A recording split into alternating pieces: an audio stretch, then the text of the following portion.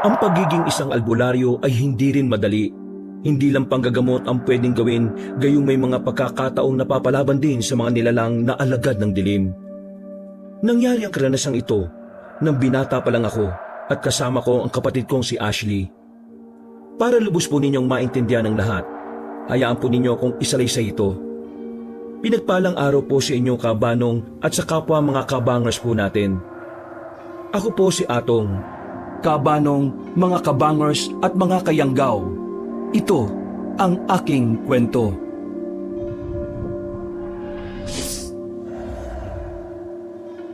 Bago nga pala magsimula ang ating kwento, sana'y mapindot nyo muna ang subscribe button at ang notification bell para lagi kayong nanonotify pag may bago tayong mga kwento. Pakibisita at pakisuportahan na rin ang iba pa nating mga channel. Ang Pamela Clamil Channel at ang Kabanong version 2.0. Kung wala sa mga nabanggit ko ang channel na mapapakinggan nyo na nagnanarita ko, yung channel na yon ay malamang ninakaw ang ating mga audio recordings. Huwag po nating suportahan. Mag-unsubscribe tayo dito. Naglalambing ako sa inyo na sanay yung 3 channel lang ang ating suportahan. At huwag nyo rin kalilimutan mag-like at comment. Napakalaking tulong po ito sa ating channel para mas makapagatid pa kami sa inyo ng mga magaganda at mga nakakapangilabot na mga kwento. At ngayon, sa ating pagpapatuloy. Ashley! Bilisan mo paglalakad mo! Huwag kang lalayo sa akin dahil baka kung maiwan kita dyan sa madadaanan natin at may mangyari pang masama sa'yo. Napapagod na po ako, Kuya Atong eh. Ang sakit na po ng buong katawan ko. Lalo na po ang mga paa ko. Dahil sa paglalakad nating dalawa. Ang layo kaya ng pinagmulan nating baryo tapos may kalayuan pa tayo sa bahay natin. Ay naku, pasensya ka na kung ginabi na naman tayo ng uwi. Alam mo namang hindi natin hawak ang oras eh. Hindi rin maiwasan yun, lalo na't maraming nagpapagamot nun kanina. Oo nga po eh. Mabuti na lang talaga sumama ako sa inyo. Kahit papaano, may nakakatulong po kayo. Kaya nga nagpapasalamat din ako sa iyo eh. Hindi mo ako hinayaang mag-isa, lalo na tuwing may pinupuntahan akong baryo para manggamot. Alam mong, hindi ko rin basta-basta pwedeng talikuran na lang ang pagiging albularyo eh. Lalo na't ito ang gusto ni nanay at tatay para sa akin. Ayos lang po, Kuya. Hanggang kaya ko po tutulong ako sa inyo. Basta, wag lang po ninyo akong madaliin sa paglalakad ha. Mas sumasakit po mga paa ko eh. Ikaw talaga, Ashley oh. Oo na. Pero syempre, huwag din tayong lakad pagong no. Hindi natin alam kung anong pwedeng mangyari sa atin sa daan. Mahirap na. Baka may kung anong nilalang tayong makainkwentro habang naglalakad tayo. Alam mo na, may mga haka-haka ngayon tungkol sa mga aswang. Ay, oo nga pala no. Naku, nakakatakot pa naman ang mga nilalang na yan. Kapag nakainkwentro ko sila, baka hindi na po ako makagalaw pa. Hindi ka dapat matakot sa mga aswang, Ashley. Sabi nga ni nanay at tatay sa atin noon, wala tayong dapat katakutan maliban sa Diyos na nagbigay sa atin ng buhay. Marahil, naalala mo rin yung sinabi nila sa atin na kapag nagpakita tayo ng takot sa mga nilalang ng kampo ng kasamaan gagamitin nila yon bilang kahinaan natin. Opo, Kuya. Hindi ko nakakalimutan yung mga sinabi noon sa atin ni nanay at tatay. Kaya kung sakali mang may makainkwentro tayong nilalang na alagad ng dilim gaya na lang ng aswang, hindi tayo dapat magpasindak sa kanila. Maging matapang tayo sa pagharap sa kanila. Para naman, hindi nila masabing mahina tayo. Dahil kaya nila tayong takutin. Aaminin kong tama po kayo, Kuya Atong. Hayaan po ninyo. Sakaling may makaharap tayo, tatandaan ko po mga sinabi ninyong ito. Mabuti naman kung ganon. Natahimik na ng mga oras na yon si Ashley. Hindi na rin ako nagsalita pa, Kabanong. Nagpatuloy lang kami sa paglalakad naming dalawa. Hindi ko na lang siya minadali sa paglalakad dahil kitang-kita na rin sa mukha ng kapatid ko ang pagod. Minabuti ko na lang na maging alerto at mapagmatsyag sa paligid naming dalawa nang sa ganun ay masiguro kong walang nakasunod sa amin. Nasa kalagitnaan kami ng paglalakad namin nang sa hindi inaasahan, may narinig kaming ingay. Napahinto kaming dalawa sa paglalakad namin. Kuya Atong, mukhang sa masukal na bahagi niyo nagmumula yung ingay na yun ah. Tama ka, Ashley. Parang may kung anong kinakaladkad at napapadaan sa mga tuyong dahon na naroon. Oo nga po eh. Hindi kaya may kinakaladkad talaga doon, Kuya? Ang mabuti pa, aalamin ko. Mayroon ka na muna rito at ako nang pupunta doon para tingnan kung anong nangyayari. Hindi po ako magpapaiwan dito, Kuya Atong. Sasama na ako sa inyo. O siya, sige. Sumunod ka na lang sa akin. Huwag na lang tayong bawa ng kahit na anong ingay Nang sa ganun hindi rin tayo maramdaman ng kung anong nilalang na may gawa ng ingay na yun. Sige po, Kuya. Tara na. Tinanguan lang ako ni Ashley noon kaya nagsimula na ako maglakad. Nakasunod lang siya sa likuran ko habang dahan-dahan kaming humahakbang papunta sa pinagmumula ng ingay na naririnig namin. Habang palapit kaming dalawa ron, bigla namang naging tahimik ang paligid. Napahinto kami at nakiramdam dahil naisip naming baka naulinigan ng kung anong nilalang ang mga yabag namin. Ilang sandali pa ang nakalipas, hindi na muling nagkaroon pa ng ingay. Dahil doon, napagpasya namin ni Ashley na ituloy ang paglalakad papunta sa masukal na bahagi na yon. Isa pa. Kuya, hindi po kaya aswang ang naroon? Baka may kinakaladkad siyang taong biktima niya. Sa totoo lang yan din ang hinala ko ngayon. Malalaman din natin kung ano nga ba yung nangyayari kapag nakarating na tayo doon. Sige po, Kuya. Mukhang wala na rin naman pong tao Kung ano man ang nilalang na naroon. Oo nga Pero kailangan pa rin natin mag-ingat para makaiwas din tayo sa kapamakan kung sakali. Opo, Kuya. Lalakad naming dalawa papunta sa masukal na bahaging yon. Kinuha ko naman ang itako sa kaluban nito at hinawakan ng maigpit bilang pag-aanda sa kung anumang susunod na mangyayari. Nang makarating nga kami roon, wala kaming nakitang tao o kung anumang nilalang na nakatayo roon o nag-aabang sa pagdating namin. Sinuyod namin ang paligid lalo na't nakakaamoy kami ng balansang samyo ng hangin. Nanlaki ang mga mata naming dalawa ni Ashley nang may makita kaming katawan ng tao. Dito nga nagmumula yung malansang amoy, Ashley. Teka, wala nang buhay ang taong to Nakamulagat pa ang mga mata niya na parang takot na takot. Kuya, tingnan niyo yung tiyan niya Wakwak pa ito. At wala na po yung mga laman loob niya. Tama ka, Ashley. Diyos ko, hindi maganda to. Paniguradong biktima ng aswang to. Ibig sabihin po ba nito, may aswang sa baging to kanina, Kuya? Oo, Ashley. Marahil ang nilalang na yon ang kumaladkad sa taong to. Pinaslang niya at dinala rito sa masukal na bahaging to. Baka iniisip ng aswang na yun na walang makakakita sa bangkay ng taong to.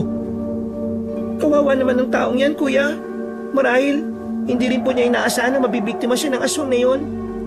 Parang gano'n na nga yun. Base na rin sa reaksyon ng mukha niya. Siguradong sinunggaban siya ng nilalang sa daan at hindi na siya nakapanlaban pa. Teka, baka nasa paligid pa po natin yung aswang na yun, Kuya Atong. Sa tingin ko, wala na rito yung nilalang na yun. Kung hindi rin ako nagkakamali, marahil naramdaman niya tayo kanina, kaya mabilis din siyang umalis dito. Namin ni Ashley habang pinagmamasdan ng bangkay na nasa harapan namin. Ilang sandali pa ang nakalipas, may narinig kaming kaluskos sa paligid namin. Naging alerto naman ako dahil baka may biglang umatake sa aming dalawa. Nagkatinginan na lang kami ng kapatid ko nang may marinig kaming pagyabag na mabilis. Pero hindi rin nagtagal at nawala ito. Susubukan ko pa sanang sundan yon pero narinig kong nagsalita ang kapatid ko. Kuya Atong, huwag niyo na po sanang sundan kung sino o ano pa man yung nilalang na may gawa nito. Baka mapahamak po kayo May hinala kong yun ang aswang na nambiktima sa taong to, Ashley. Marahil nagtatago lang pala siya at kanina pa tayo pinapanood dito. Ang hindi ko lang din maintindihan, bakit hindi ko man lang naramdaman yung presensya niya o kahit man lang yung enerhiyang taglay niya bilang isang albularyo, dapat maramdaman ko yun Baka masyado lang po nating naituon yung atensyon natin sa bangkay na nakita natin, Kuya Atong. Kaya hindi po ninyo naramdaman ang presensya ng nilalang na yon. Siguro nga, ganun ang nangyari. Wala na rin naman tayo magagawa pa lalo na't nakalis na siguro yung aswang na yun. Ang mabuti pa, umalis na tayo rito at magpatuloy na sa paglalakad natin pauwi ng bahay. Iwan na lang po ba natin yung bangkay nito, Kuya? Oo, Ashley. Wala na rin naman tayo magagawa dyan Hindi na natin pwedeng ilibing. Gayong wala naman tayo mga dalang gamit para panghukay pa ng paglilibingan sa bangkay na yan. Isa pa, kapag nanatili pa tayo dito, baka ano pang mangyari sa atin, lalo na't malalim na ang gabi. Sige po, Kuya. Wala nang nagawa pa noon ang kapatid ko kung hindi ang sumunod sa akin na magsimula ako maglakad paalis doon. Tahimik namin binaybay ang daan pa uwi sa baryo namin. Nang makarating kami sa bahay namin, naghapunan na lang kaming dalawa. Hindi pa rin umiimik ang kapatid ko, kaya alam kong iniisip niya ang bangkay na naiwan namin doon. Kaya napailing na lang ako. Huwag mo nang alalahanin yung bangkay na yun, Ashley. Kahit iniwan natin yun doon, siguradong makikita rin naman to ng mga taong dumadaan doon. Pero paano kung balikan po ng mga aswang? Wala na tayong magagawa pa, kahit balikan to ng nilalang na yun. Patay ng taong yun at hindi na rin naman natin maibabalik ang buhay niya. Kung pinilisan lang natin ang paglalakad kanina, kuya, naabutan natin sana yung taong yun. Nakukonsensya po ako. Kung buhay pa ang taong yun nang kalad ka rin siya ng aswang doon, sana'y narinig natin yung sigaw niya. Baka natulungan pa natin siya sakaling ganun nga ang nangyari. Pero sa tingin ko, nagawa na niyang biktimahin ng taong yun, saka lang niya dinala sa masukal na bahagi ng daan na yun. Sa bagay, may punto naman po ang sinasabi niyong yun, Kuya Atong. Kaya nga, huwag mo nang pagtuunan ng pansin ang tungkol doon. Wala ka namang kasalanan kung bakit nabiktima ng aswang ang taong yun. Mabuti nga't hindi tayo inatake ng nilalang na yun. Ang mahalaga, ligtas tayong nakauwi rito sa bahay. Yun na lang ang mas isipin mo. Opo, sige po. O siya, magpahinga ka na. Dahil ang sabi mo kanina pagod ka na. Matutulog na rin naman ako kagad pagkatapos kong iligpit ng mga pinagkainan natin. Mauna ka na at ako nang bahala rito. Sige po, kuya.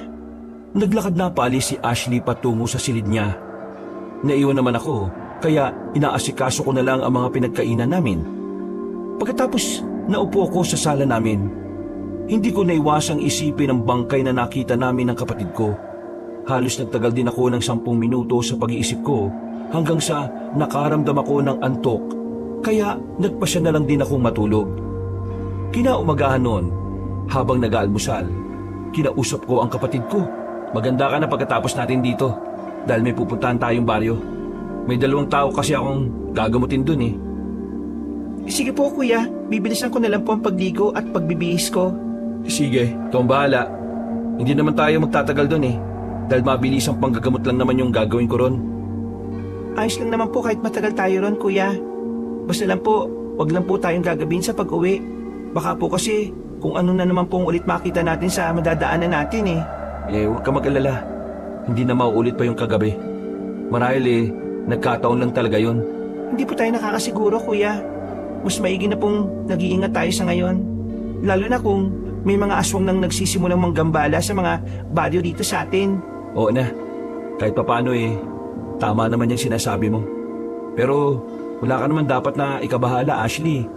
Poprotektahan naman kita sakaling may mangyaring hindi maganda sa atin sa daan dahil sa mga nilalang na yun. Wala ka bang tiwala sa kuya mo? Siyempre, meron naman po. O yun naman pala O siya, sige na. Napapahaba na yung pag-uusap natin. Kung tapos ka na sa pagkain dyan, maligo ka na ha. At magbihis doon. Hihintayin kitang matapos para makaalis ka agad tayo. Sige po, kuya. Maiwan ko na po muna kayo. Tinanguan ko na lang si Ashley noon. Habang naghihintay sa kapatid ko, minabuti ko na lang munang ayusin ang mga gamit na dadalhin naming dalawa.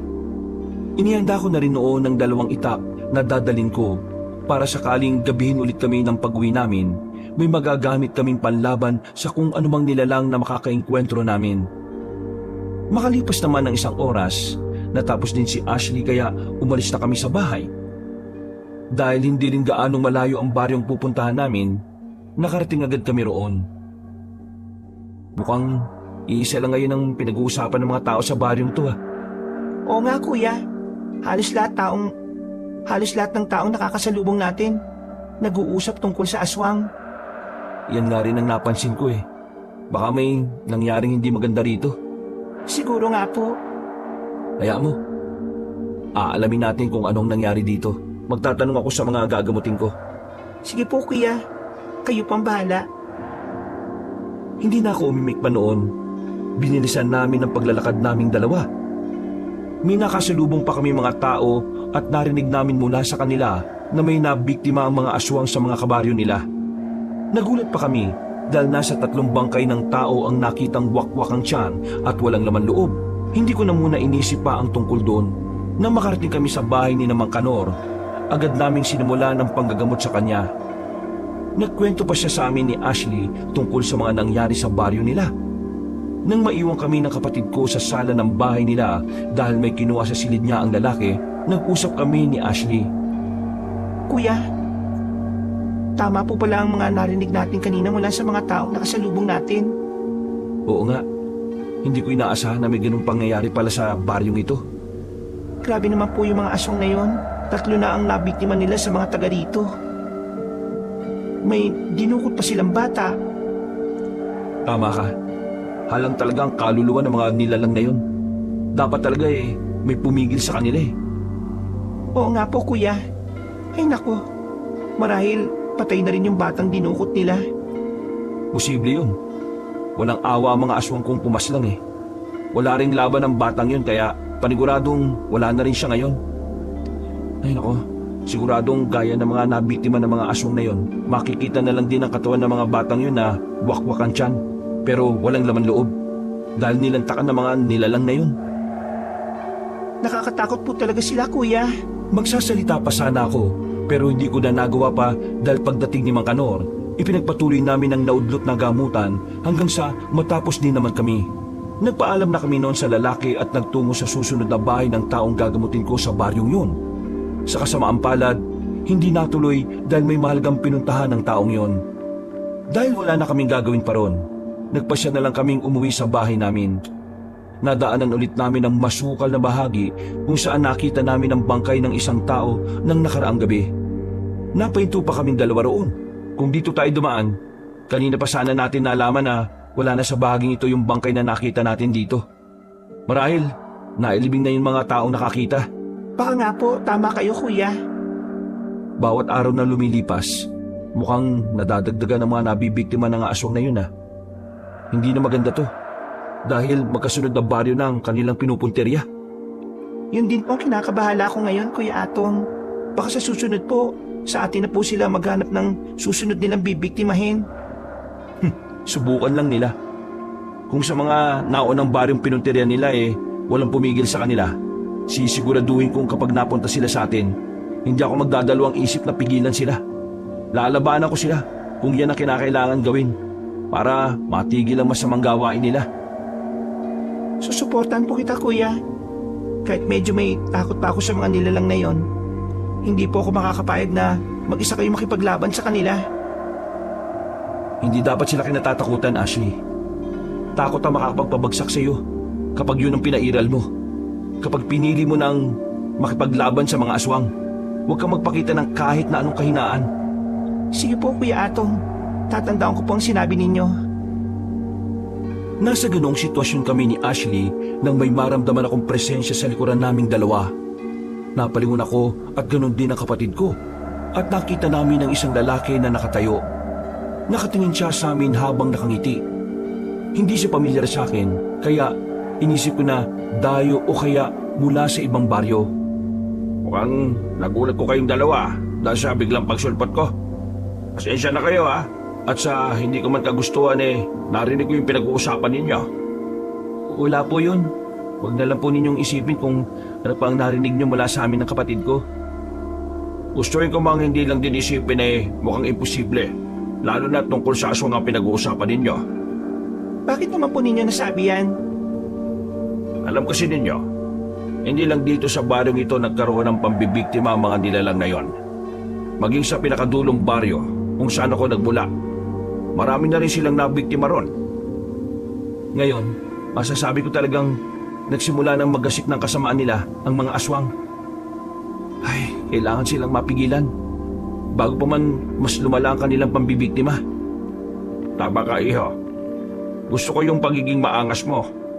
Parang wala kang kinatatakutan Dahil wala naman po akong dapat katakutan Hindi naman po sa pagmamayabang pero alam kong kaya kong makipaglaban sa mga aswang at matatalo ko sila. Sige, iho. Pero mag-iingat ka rin dahil hindi lahat ng aswang may hina. Baka kasi matsyempuhan nung malakas na aswang ang makalaban mo. At sa halip na ang nilalang na yun ang mapaslang mo baka bumaliktad ang sitwasyon ninyo. Bagya akong nakaramdam ng inis dahil sa sinabi ng lalaking kausap namin. Iniisip ko na parang minamalit niya ang kakayahan ko. Kahit na ganon, Hindi ko naman ipinahalata sa kanya na medyo naapektuhan ako sa sinabi niya. Ngunitian ko lang siya at hindi na tumugon pa. Niyaya ko na lang si Ashley na umalis na kami roon. Nagpaalam naman kami sa lalaking kausap namin at iniwan na siya roon. Nang medyo nakakalayo na kami sa kanya, napalingon ako pero hindi ko na siya nakita pa. Kuya, hindi man lang po natin natanong ang lalaking yun kung ano pong pangalan niya. Hindi na mahalaga yun, Ashley. Hindi na rin naman natin makakasalamuha ang taong yun eh. Hindi tayo sigurado sa bagay na yun, kuya. Sa susunod na makita natin ang taong yun, tatanungin ko na lang kung anong pangalan niya. Pansin ko kasi na interesado rin siya sa mga aswang eh. Eh nako, ikaw ang bahala. Wala akong pakialam kung interesado siya sa mga aswang o hindi. Kung gusto niya ring pigilan ng mga nilalang na yon sa pag-asik nila ng kasamaan, edi gawin niya. Basta ako, ang pinakamalaga lang sa akin ang kaligtasan nating dalawa. Ano po bang binabalak niyo ngayon, Kuya Atong? Gagawa ko ng paraan para matigil ang mga aswang na yon sa pambibiktima nila. Sakali mang may sumubok ng mambiktima sa baryo natin, abay, di ko sila hahayaang mabuhay pa, no? Hindi na nakaimik pa ang kapatid ko. Binilisan na lang namin noon ang paglalakad naming dalawa. Dahil nakakabahala na ang sunod-sunod na pambibiktima ng mga aswang. Naisipan kong sanayin na lang ang sarili ko sa pakikipaglaban sa tuwing hindi kami nanggagamot ni Ashley. Maging ang kapatid ko ay sumali na rin sa akin sa pag-iensayo para kahit papaano ay may laban din siya kung sakaling makaharap namin ang mga aswang. Sa paglipas pa ng mga araw, umugong na ang balita tungkol sa mga nilalang na yon. Kuya, mukhang hindi na po talaga mapigilan ng mga aswang na yon sa pambibiktima nila. Kahit hindi pa po sila umaabot dito sa baryo natin, marami naman na po silang napaslang sa mga karatig. Nakakainis nga eh. Wala man lang taong nangaas na pigilan ng mga nilalang na yon. Kumbaga, hinahayaan lang din nila na patuloy na manalasa ang mga aswang na yon sa mga baryo. Oo nga po eh. Paniguradong iniisip din ng mga aswang na dahil walang pumipigil o kumakalaban sa kanila, malaya silang gawin ang nais nila. Pwes, kung ganyan lang din naman, hindi na ako maghihintay pa na umabot ang mga aswang na yun sa baryo natin. Ako na mismo ang lalapit sa kanila para puksain sila. Ano pong ibig niyo sabihin, Kuya Atong? Tutugisin ko sila at iisa-isain ko silang papaslangin. Nang sa ganun mabawasan sila hanggang sa tuluyang silang maubos. Kapag nagawa ko yun, sigurado akong babalik sa dating katahimikan ng mga baryo rito sa atin. Mukhang hindi ko na rin naman po kayo mapipigilan sa gusto niyong gawin, Kuya. Sasamahan ko na lang po kayo kung ganon. Sigurado ka ba sa pasya mong yan? Hindi naman kailangan dahil alam ko namang kaya kong harapin ang mga nilalang na yun kahit na mag-isa ako. Alam ko naman po yun, Kuya Atong. Pero mas mabuti na pong may kasama kayo para may makakatulong po kayo. Sinabi ko naman po sa inyo noon na hindi ko kayo kayang hayaan mag-isa. O sige, kung hindi ko rin naman na mababago yung pasya mo, hindi na kita pipigilan. Basta, ipangako mo lang sa akin na hindi mo hahayaang mapahamak ang sarili lalo na kapag nalagay tayo sa mapanganib na sitwasyon, ha? Opo, Kuya. Gagawin ko po ang lahat para hindi mangyari yon. At nang sa ganun hindi po ako maging pabigat sa inyo. Sige, sisimulan natin ang pagtugis sa mga aswang na yon bukas ng gabi. Sige po. Hindi na kami umatras pa ng kapatid ko. Itinuring namin na isang misyon ang pagtugis at pag-ubos sa mga aswang na nananalasa sa mga baryo. Simula nga ng sumunod na gabi noon, umalis kami ng bahay para rumonda. Hindi lang sa baryo namin, kung hindi pati na rin sa mga karatig namin. Sinisigurado namin ng kapatid ko na walang aswang na mananalasa. Sa ilang gabi namin ginawa yon, wala pa kami nakakaengkwentro mga aswang.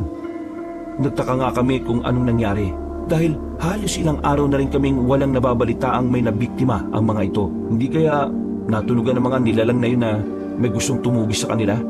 Kaya hindi sila nananalasa ng ilang gabi na? Hindi ko nga po alam, Kuya Pero posible naman po yung naiisip nyo. Pwede rin naman pong sa ibang bahay na naman sila nananalasa dahil mainit na sila sa mga taong gaya natin na gusto silang pigilan. Duda ako sa pangalawang sinabi mo, Ashley. Hindi basta-basta aalis o titigil ang mga nilalang na yun sa pananalasa rito sa bayan natin. Lalo na't alam nilang walang pumipigil o gustong kumalaban sa kanila. Pero nakapagtataka dahil ilang gabi na po tayong rumuronda eh. Pero wala pa po tayong nakakaharap na mga aswang. Ang mabuti pa, huwag na muna nating isipin ang tungkol doon. Pero hindi ibig sabihin, hihinto na tayo agad sa ginagawa natin. Patuloy tayong magro-ronda tuwing gabi at hindi tayo titigil na gawin yon hanggat hindi natin nasisigurong wala nang aswang na gumagambala sa mga baryo rito. Sige po kuya, kayo po ang bahala. Ipinagpatuloy na namin ni Ashley ang kung ano man ang nasimulan namin. Hanggang sa isang gabi nga noon, habang naglalakad sana kami papunta sa kabilang baryo para rumonda sana roon, nasa kalagitnaan pa lang kami ng daan ni Ashley sa hindi inaasahan ay may nakasalubong kaming batang lalaki. Tumatakbo siya at baka sa mukha niya ang takot kaya nabahala kaming dalawa ng kapatid ko. Nagtaka rin kami kaya nang makalapit sa amin ang bata, napahinto kami at inausap namin siya. O bata, anong nangyari sa'yo? Bakit duguan yung damit mo? Tulungan po ninyo kami. Inaatake po kami ng mga aswang. Totoo ba yung sinasabi mo, bata? Opo, ate. Naiwan ko nga po yung tatay ko para humanap ng mahihinga ng tulong eh. Kuya, kailangan nating tulungan ng batang ito. Mukhang nanganganib ang buhay nila ng ama niya sa mga aswang na yon. Sige Ashley, gagawin natin yon. Bata, dali mo kami sa kinaroroonan ng tatay mo. Tutulungan namin kayo. Sige po, pero sigurado po ba kayong tutulungan nyo kami? Oo naman, kapag sinabi ko ginagawa ko. O siya, tayo na. At baka kung ano nang nangyayari sa ama mo. Napatango na lang ang bata sa sinabi ko. Nagpakilala siya sa amin na siya si Dan. Kaya ganun din ang ginawa namin ni Ashley sa kanya. Tinanong pa namin kung bakit inatake sila ng mga aswang. Tumugon naman ang batang lalaki na pauwi na sana sila ng tatay niya sa kanilang baryo pero tinambangan sila ng mga aswang. Dahil doon, wala nang nagawa ang ama niya kung hindi labanan ng mga nilalang na yon. Umalis ang batang lalaki at iniwan ang tatay niya para humingi ng tulong. Bilisan na po natin ang pagtakbo natin. Kuya Atong, Ate Ashley, baka po kasi may nangyari na pong masama kay tatay eh. Sige Dan, huwag kang gaano mabahala sa tatay mo. Paniguradong hindi niya hahayaang mapahamak siya dahil alam niyang may iwan ka niya. Sana nga po, kuya. Hindi na ako nakaimik pa noon. Ipinagpatuloy namin ang pagtakbo namin hanggang sa nakarating kami sa bahay kung saan iniwan ni Dan ang kanyang ama. Walang tao roon o kaya aswang kaya nagtaka kami kung anong nangyari. Naisipan namin na baka napagtripan lang kami ng bata at hindi totoo ang sinabi niya. Dan, sigurado ka bang dito sa bahaging ito mo iniwan ng tatay mo at ang mga aswang na kalaban niya? Opo, Ate Ashley. Hindi po ako pwede magkamali. Kung ganon, bakit wala sila rito? Hindi ko rin po alam, Kuya Atong. Basta sigurado po akong dito ko lang iniwan si tatay na nakikipaglaban po sa mga aswang eh. Baka nasa paligid lang din naman sila. Ang kailangan lang natin gawin ngayon ay ang hanapin sila. Tama po kayo, Kuya. Huwag na po tayong mag-aksaya ng oras natin. Suyurin na po natin ang paligid. Sige, tayo na. Hinanap namin kung nasaan noon ang ama ni Dan. Sa hindi kalayuan, may natatanaw kaming gumagalaw. May naulinigan kaming mga pagsigaw. Nakilala ni Dan ng boses na yon na kanyang ama. Kaya dali-dali kaming nagtungo sa bahaging yon. Pagkarating namin doon, nakita nga namin ang isang lalaki na nakikipaglaban sa mga mababalahibong nilalang. Marami ang mga aswang na naroon kaya ganun na lang ang pagkakabahala ni Dan. Si tatay pong nakikipaglaban na yun, ate. Kuya, hindi. Mas marami na pong kalaban niya ngayon kung ikukumpara po kanina. Kung sumugod na po tayo at tulungan natin ang ama ni Dan, kuya. Sandali lang, Ashley. Mukhang mahindi tama rito eh. Huwag na po tayo mag-isip ng ganun, kuya. Tara na po. Kahit ramdam kong parang may mali na mga oras na yon, wala na akong nagawa pa nang sumugod si Ashley sa mga aswang para tulungan ang ama ni Dan. Sumugod na lang din ako dahil ayaw ko rin mapahamak ang kapatid ko na makalapit kami sa tatay ng bata.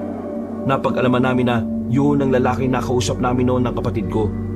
Hindi naman siya nagulat nang makita niya kami. Tumulong kami sa kanya sa pakikipaglaban sa mga aswang.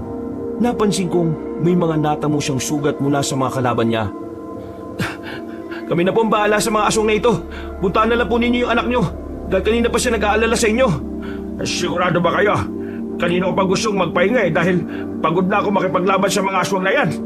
Opo, kami na pong makikipaglaban sa kanila. Dahil nababahala na rin ang lalaki sa kaligtasan ng anak niya, kaya nang magkaroon siya ng pagkakataong makalis sa labanan, hindi na niya pinalampas pa yon. Mabilis din siyang lumapit noon kay Dan habang kami naman ni Ashley ay naiwan na kaharap ang mga aswang. Kinuha naman namin dalawa ang mga itak namin sa kaluban ng mga ito at hinawakan na mahigpit. Napansin namin na napapatingin ang mga nilalang sa mag-ama kaya nakaramdam ako ng inis. Kuya, mukhang dalawang yun talaga ang puntirya nila ngayong gabi ah. Yan nga din ang iniisip ko eh. Hoy! Mga aswang! Hayaan ninyo mag-ama na yan! Kami ang harapin ninyo! Ashley, ihanda mo sarili mo sa magiging laban natin sa mga aswang na yan. Opo, Kuya Atong. Dahil nga sa pagsigaw ko na yon, naibaling ng mga aswang sa akin ang atensyon nila. Nagsiangilan pa sila kaya minabuti namin ng kapatid ko na maganda sa pag-atake nila. Kahit marami ang mga nilalang nakatapat namin, hindi ako nakaramdam ng takot sa kanila. Ganon din naman ang kapatid ko, kaya kahit na papaano, alam kong wala akong ganong ipag-aalala kapag nagsimula na kaming makipagpambuno sa mga aswang na yon. Ilang sandali pa nga ang nakalipas, unang sumugod sa amin ang dalawa sa mga ito. Mukhang minamalit yung kakayahan namin ni Ashley ah. Tara, ipakita natin sa kanila kung anong kaya natin gawin sa kanila. Sige po, Kuya. Makakaasa po kayo. Magagamit ko na rin po mga naituro niyo sa akin. Tayo na, salubungin natin sila. Nauna na akong tumakbo noon para salubungin ang mga kalaban namin at sumunod ang kapatid ko. Dahil dalawa pa lang naman ang mga katunggali namin, hindi kami gaanong nahirapan sa kanila. Tigi-isa kami ng katapat ni Ashley kaya malaya rin kaming gawin kung anong maisipan namin sa mga nilalang. Itinuon ko na lang muna ang focus ko sa pakikipaglaban at hinayaan ko na lang ang kapatid ko at nakakaya rin naman niyang sabayan ang kalaban niya. Ilang beses akong sinubukang hulihin ng aswang na katapat ko pero bigo siyang mahuli ako. Kuya, agresibo mga kalaban at magagaling silang umilag.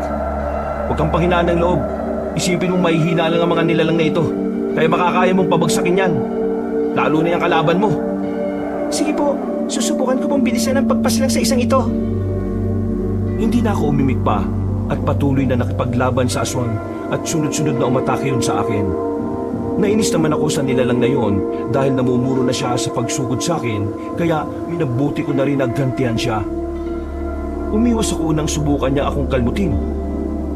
Walang pag-aalinlangan ko siyang tinaga noon gamit ang itak na hawak ko. Inakala kong matatamaan ko siya pero naiwasan niya ito. Hindi na ako nag-aksaya ng oras ko at sunod-sunod ko rin siyang pinagtatataga. Napansin kong nahihirapan na siya hanggang sa natamaan ko na nga ang kanyang dibdib. Tapos ka na sa akin ngayon! Tatapusin na rin kita! Napangisi ako noon dahil sabay namin pinaslang ng kapatid ko ang kalaban naming dalawa. Napahiyaw na lang ang mga ito nang walang awa namin silang inundayan ng pagtaga hanggang sa mawalan sila ng buhay. Napatingin agad kami sa mga kasamahan nila noon. Napatingin agad kami sa mga kasamahan nila na noon ay galit at matilim na nakatitig sa aming dalawa. Sige, kung sino pang gustong matulad sa mga kasamahan ninyo, sumugod lang kayo sa amin. Tinutugis na rin naman namin kayo eh.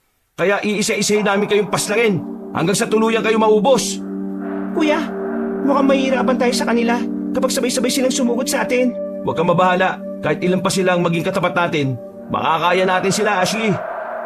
Tinunguan na lang ng kapatid ko ang sinabi kong yon. Nagsiangilan naman ng mga aswang na natitira sa mga makakalaban namin. Nagkatinginan pa silang lahat noon na parang nag-uusap at nagbibigay ng senyales sa bawat isa. Naghintay na lang kami sa kanila hanggang muli silang napatingin sa amin. Pinagsabihan ko ang kapatid ko na susugod na ang mga aswang at hindi nga ako nagkamali dahil mabilis na umatake ang mga ito. Sabay nga silang lahat, Kuya. Akong bahala sa kanila. Pero kapag may sumugod sa'yo, labanan mo na lang ha. Huwag kang magpakita ng kahit na anong takot. Tandaan mo ang sinabi ko sa'yo noon? Opo, Kuya. Masusunod po. Nilakasan ni Ashley ang loob niya ng mga oras na yon. Sumugod nga sa kanya ang dalawang aswang habang pinupuntirian naman ako ng iba sa kanila. Wala na kaming nagawa noon kung hindi ang makipagpambuno sa kanila. Hindi ako nagpatinag sa mga nilalang na yon kahit alam kong may posibilidad akong maalangan kapag pinagtulungan nila ako. Buong tapang ko silang hinarap at bawat aswang na lalapit sa akin, buong lakas kong pinagtatataga. Kahit magsabay-sabay pa kayo lahat, hindi nyo kami mapapabagsak. Kuya, mag-iingat ka. Lalo na't mas marami kang kalaban. Huwag mo kong alalahanin, kaya ko sila. Hindi ko na narinig na nagsalita pa ang kapatid ko. Nang mapasulyap ako sa kanya, nakita kong naging abala na siya sa pakikipaglaban. Dahil doon, nagpasya na lang akong gayahin siya. Naging maingat ako noon na hindi ako masugatan ng mga kalaban ko. Habang tumatagal ang pakikipagpambuno namin sa kanila, nagagawa na rin naming mapabagsak ang iba sa kanila. Nang iilan na lang ang natitira sa mga katunggali ko at isa naman kay Ashley, pinagsabihan ko ang kapatid ko na tapusin na namin ang laban sa mga aswang na yon. Sige po, kuya. Nagawa ko na rin naman pong sugatan ng kalaban ko kaya madali lang sa akin na pabagsakin siya. Mabuti naman, kung ganon, huwag na natin patagalin ang laban sa kanila. Sugod na tayo! Opo! Hindi na namin hinintay pa ang mga kalaban na sumugod sa amin dahil kami na ang unang umatake sa kanila. Wala naman silang nagawa noon kung hindi salubungin kami. Todo iwas lang sila sa aming dalawa ni Ashley kaya nakaramdam ako ng tuwa. Hindi namin sila tinigilan noon hanggang sa nasugatan namin sila ng malubha. Oras na rin para paslangin ang mga aswang na ito, Ashley. Huwag na natin silang bigyan ng pagkakataon na makatakas pa. Opo, kuya. Huwag po kayong mag-alala. Dahil isang pagtagalan sa kalaban ko, sisiguraduhin kong mamamatay siya. Tinuwaan ko na lang ang kapatid ko. Susunggaban na sana namin ulit ang mga kalaban namin pero nagsipulasan pa sila. Nabahala kami na baka makatakas pa sila kaya nang bagyang makalayo sila sa amin para tumakas, hindi naman kami nagdalawang isip na sundan sila. Nagawa rin naman namin silang habulin gayong mababagal ang mga kilos nila. Gawa ng mga sugat na natamo nila sa amin. Narinig kong napasigaw ng malakas ang kapatid ko noon at pagtingin ko sa kanya, nagawa na niyang pabagsakin ang kalaban niya dahil nataga niya ang nilalang sa batok. Hindi naman ako nagpatalo noon at tinuluyan ko na rin ang mga katunggali ko. Kapag sinabi kong walang makakatakas sa inyo, gagawin ko. Ngayon, wala na rin natitira sa inyo. Kaya hindi na kayo makakapagsumbong sa mga kasamahan ninyo. Ano na po ang susunod na gagawin natin, Kuya Atong? Wala na po tayong natitirang kalaban sa ngayon eh. Kailangan natin balikan si Dan at ang ama niya para alamin kung maayos lang ba ang kalagayan nila. Sige po, Kuya. Siguradong wala na rin naman po mga aswang na pupunta rito. Sigurado. Siguro nga. Tayo na. Puntahan na natin yung mag-ama. Baka kailangan pa ng tulong ng ama ng batang yon. Lalo na't may natamo siyang sugat mula sa pakikipaglaban sa mga aswang na yon. Sige po. Dahil medyo nakalayo na kami sa mag-ama, nang habulin namin ang aswang na kalaban namin, minabuti namin balikan sila sa kung saan namin sila naiwan. Nang makarating kami roon, ganun na lang ang pagtatakang naramdaman namin ni Ashley dahil hindi namin sila nakita roon. Kahit magpalinga-linga kaming dalawa na kapatid ko, hindi na namin sila mahanap pa. Nako, mukhang umalis na yung dalawang yun ha. Hindi man lang nila tayo hinintay na makabalik dito para malaman natin kung kumusta ang sitwasyon nila. Baka kanina pa nga sila umalis, Kuya. Hindi lang po talaga natin namalayan dahil naging abala tayo sa pakikipaglaban sa mga aswang na yon. Sa bagay, posible nga yung iniisip mo. Ang mabuti pa, hayaan na lang natin sila.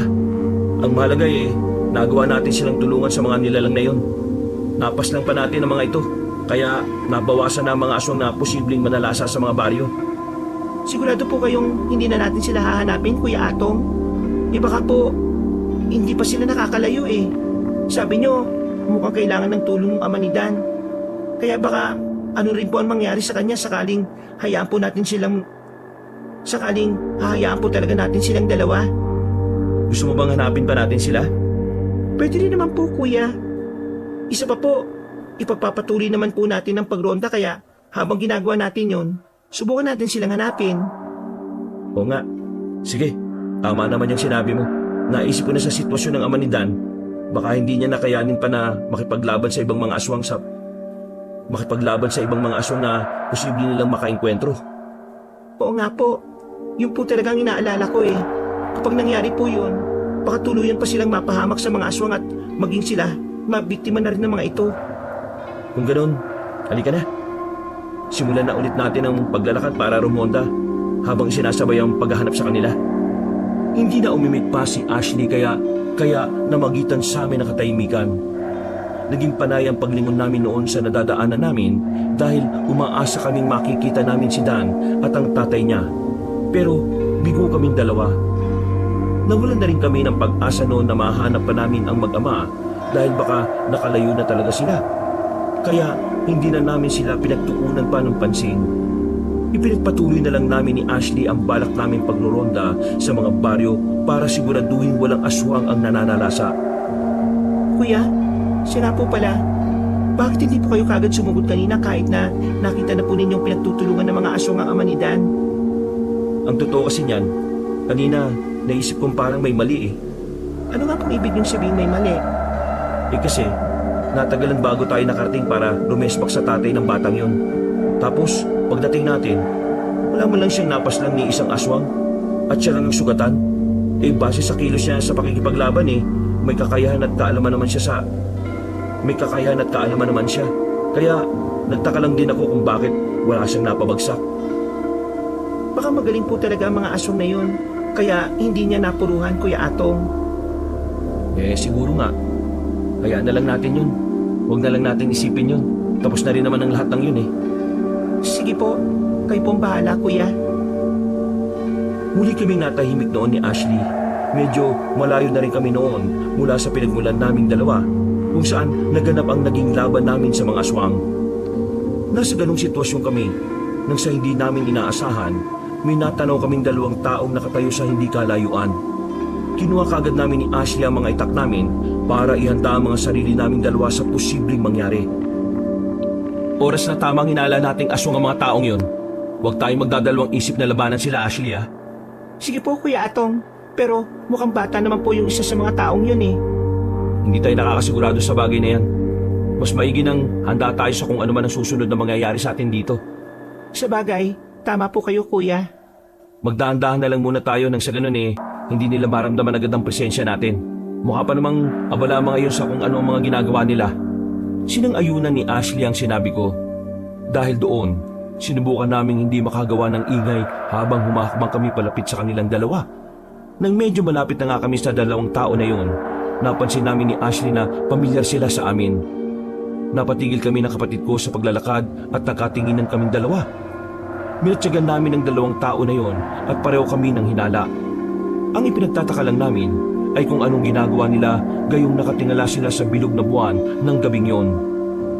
Kuya, hindi tayo pwede magkamali na sinagdan yan at ang ama niya. Tama ka, Ashley. Ano kaya kung lapitan na natin sila at alamin kung anong ginagawa nila? Hindi ko rin inaasahan na makikita pa natin sila dito at nasa ganitong sitwasyon pa. Sige po, Kuya. Ako na lang po munang lalapit sa kanila.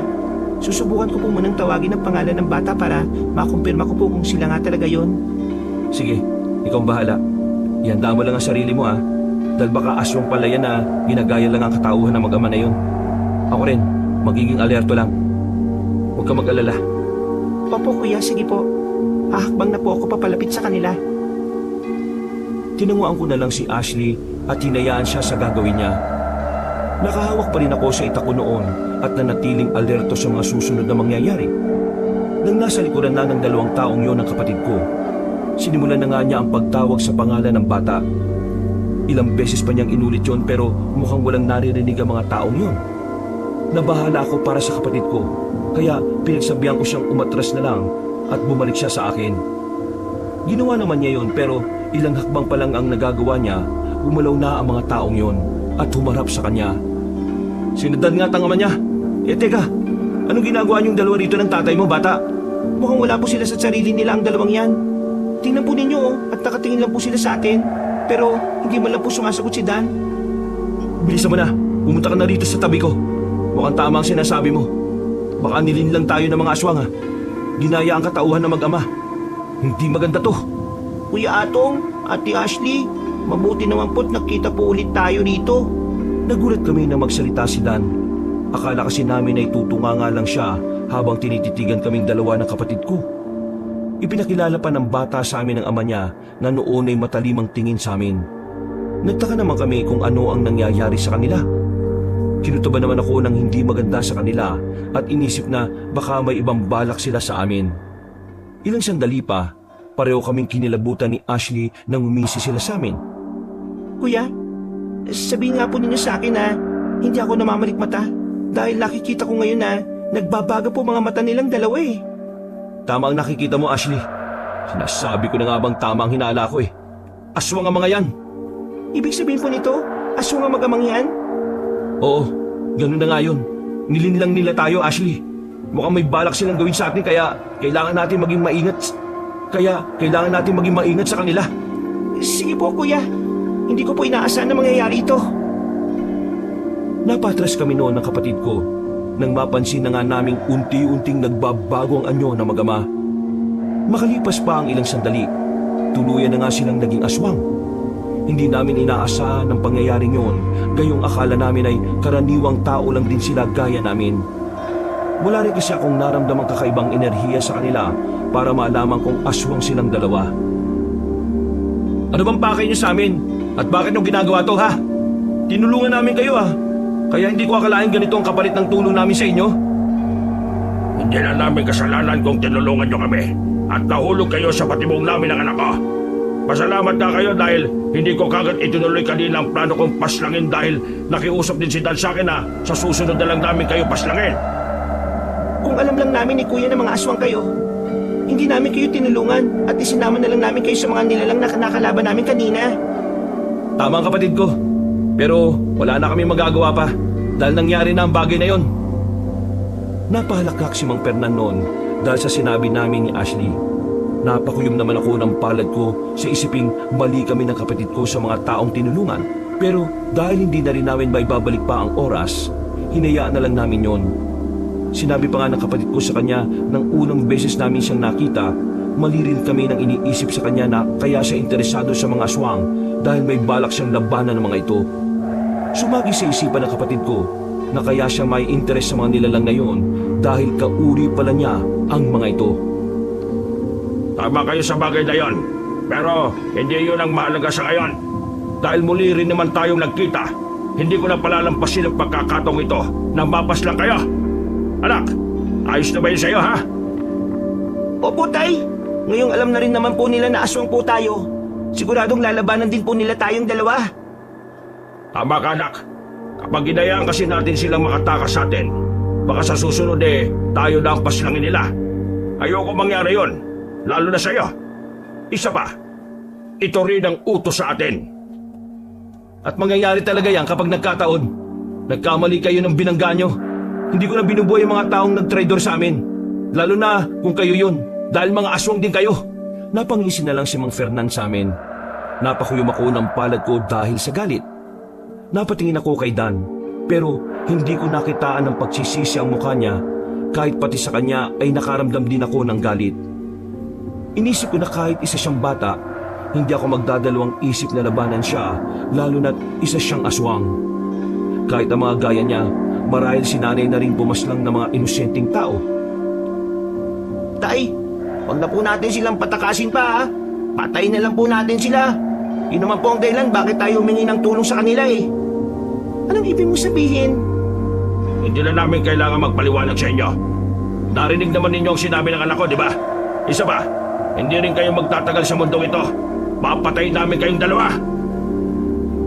Hindi na kami nakipagbangayan pa sa mag-amang aswang. Hinamon ko naman sila nang kung yun talaga ang gusto nilang mangyari ay gawin na nila. Dagdag ko pa, wag na nilang aksayahin ang oras namin gayong nasayang na ito nang tulungan namin sila sa mga aswang na yon. Napansin kong nainis si Mang Fernan sa sinabi kong yon, kaya tiningnan niya si Dan. Tumango sila sa isa't isa at pagkatapos noon, nagulat na lang kami nang mabilis silang kumilos. Siguradong susugod na sila sa atin, kaya kailangan natin maghanda, Ashley. Huwag tayong papayag na ang mga aswang na yun ang pumaslang sa ating dalawa. Dahil wala silang utang na loob. Sige po kuya, ngayong alam na natin na aswang sila, kalaban na rin talaga ang turing ko sa kanilang dalawa. Mabuti naman kung ganun. Oras na makalapit sila sa atin hayaan nating sapitin nilang sinapit ng mga aswang na kalaban natin kanina. Opo kuya. Dahil nagkasundo na rin kami ng kapatid ko na huwag na rin bigyan ng kahit kaunting awa ang mag-amang aswang. Kaya oras na lumapit na sila sa amin, hindi na kami magdadalawang isip na makipaglaban sa kanila. Iniisip ni Ashley na may natamong sugat na si Mang Fernan, kaya hindi siya gaano makakalaban sa amin. Nagkakamali ka sa bagay na yon, Ashley. Kahit may natamong sugat si Mang Fernan, hindi pa rin kasiguraduhan yun na mahina na siya ngayon. Isa siyang aswang, kaya posibleng dumoble pa nga ang lakas niya eh. Kung ganun po kailangan natin mag-ingat sa kanya. Oo, kahit kay Dan. Kailangan mo maging maingat sa mga kilos mo. Kahit bata siya, hindi hamak na mas malakas pa rin siya sa'yo. Gayong isa siyang aswang. Tumango na lang sa akin ang kapatid ko. Inihanda na namin ang mga sarili namin dahil napapansin naming akmang aatake na sa amin ang mag-ama. Nang makita nila kaming pinaghahandaan ng posibleng pagsugod nila, hindi nila itinuloy ito. Napangisi pa sa amin si Mang Fernan noon habang tinititigan din kami ng mabuti ni Ashley. Mukhang hindi kayo basta-bastang kalaban lang ah. Iha. Pero teka, kung hindi ako nagkakamali, marahil kayo ang madalas na rumoronda tuwing gabi sa mga baryo rito. Hindi namin itatanggi ang bagay na yon. Sinisigurado lang namin ng kapatid ko na ligtas sa mga tao sa mga nilalang na katulad ninyo. Kung ganon, gusto pala ninyo ang magpakabayani. Sinasayang lang ninyo ang buhay ninyo dahil sa ginagawa nyong yan. Wala kaming pakialam sa kung ano man ang sabihin niyo sa amin. Ngayon kayo na mismo ang lumapit sa amin, hindi na namin sasayangin ang pagkakataong mapas lang kayo. Dahil sa sinabi kong yon, ay napahalakhak ang aswang. Napangisi rin ang batang lalaki na nasa tabi niya, kaya nakaramdam ako ng inis sa kanilang mag-ama. Naisip ko naman na dahil sa ginawa ni Dan sa amin ni Ashley, kahit isa pa siyang batang aswang, hindi namin siya palalampasin. Nanatili lang kaming alerto noon ng kapatid ko. Dahil alam naming naghihintay lang din ang magamang aswang ng pagkakataong sumugod sa amin. Kuya, mukhang wala pa silang balak na sugurin tayo. Sinasayang lang po nilang oras nating dalawa. Yun din ang iniisip ko ngayon, Ashley. Pero hayaan muna natin sila. Hindi rin tayo pwedeng magpadalos-dalos na sumugod sa kanila dahil baka may iba pa silang binabalak. Siguro nga tama po kayo, Kuya Atong. Hintayin na lang natin sila na sila ang magsimula ng laban sa pagitan nating apat. Sumang-ayon ng kapatid ko sa akin. Napansin naman ni Mang Fernan na marahil ay naiinip na rin kami sa paghihintay ng kanilang pagsugod. Kaya pinagsabihan pa niya kaming hindi kami dapat nagmamadali na labanan sila dahil mas pinabibilis lang namin na matapos ang buhay namin kapag nagsimula na silang umatake sa amin. Binibigyan ko pa kayo ng pagkakataong tumagal sa mundo kita kahit ilang sandali bago namin kayo paslangin. Pabor naman yun sa inyo eh. Dahil kahit papano, mapagsisisihan pa ninyo ang mga kasalanan nyong ginawa. Kung meron mang dapat na magsisi rito, kayo yun ang anak ninyo. Buhay pa kayong dalawa, pero siguradong sinusunog na ang kaluluwa nyo sa impyerno. Marahil ay nainis at nainsulto ang aswang sa sinabi ko, kaya malakas siyang napaangil. Inakala siguro niyang matitinag niya kami ni Ashley sa ginawa niyang yun, pero nagkamali siya. Hindi kami nakaramdam ng kahit na anong takot sa kanya, kahit paulit-ulit silang nagbanta pa siya sa amin na magiging katapusan na namin ang mga oras na yon. Napangisit na pailing na lang ako noon pero hindi na ako umimik pa. Ilang sandali pa, hindi nga kami nagkamali dahil mabilis silang sumugod sa amin. Kalaban ko si Mang Fernan habang si Dan naman ay katapat ng kapatid ko. Huwag kang mag-aalala lang saktan ng batang yan, Ashley. Mas mabuting siya ang mapaslang mo at hindi ikaw ang magawa niyang patayin. Opo, Kuya. Susubukan ko pong talunin siya. Alam mo na ang gagawin mo, anak. Opo, Tay. Nang tuluyan silang makalapit sa amin, nagsimula na nga ang pakikipaglaban namin sa kanilang mag-ama. Itinuon ko naman ang atensyon ko sa pag-atake kay Mang Fernan at hinayaan naman ang kapatid ko na dumiskarte sa pakikipagpambuno niya sa batang aswang. Dahil napapangisi sa akin ang nilalang na katapat ko, mas nadagdagan ang pagnanais ko na mapaslang siya. Kaya namin kayong paslangin agad kung gugustuhin namin ang anak ko. Pero siyempre, mahihirapan muna namin kayo dahil mas magiging maganda ang laban kapag nakikita naming hirap na kayong sabayan kami. Siguraduhin lang ninyo ang bagay na yon. Dahil kung hindi nyo kami pahihirapan ng kapatid ko, baka kabaliktaran pa ang mangyari. Tingnan natin kung hanggang saan ka dadalhin ang pagiging maangas mo.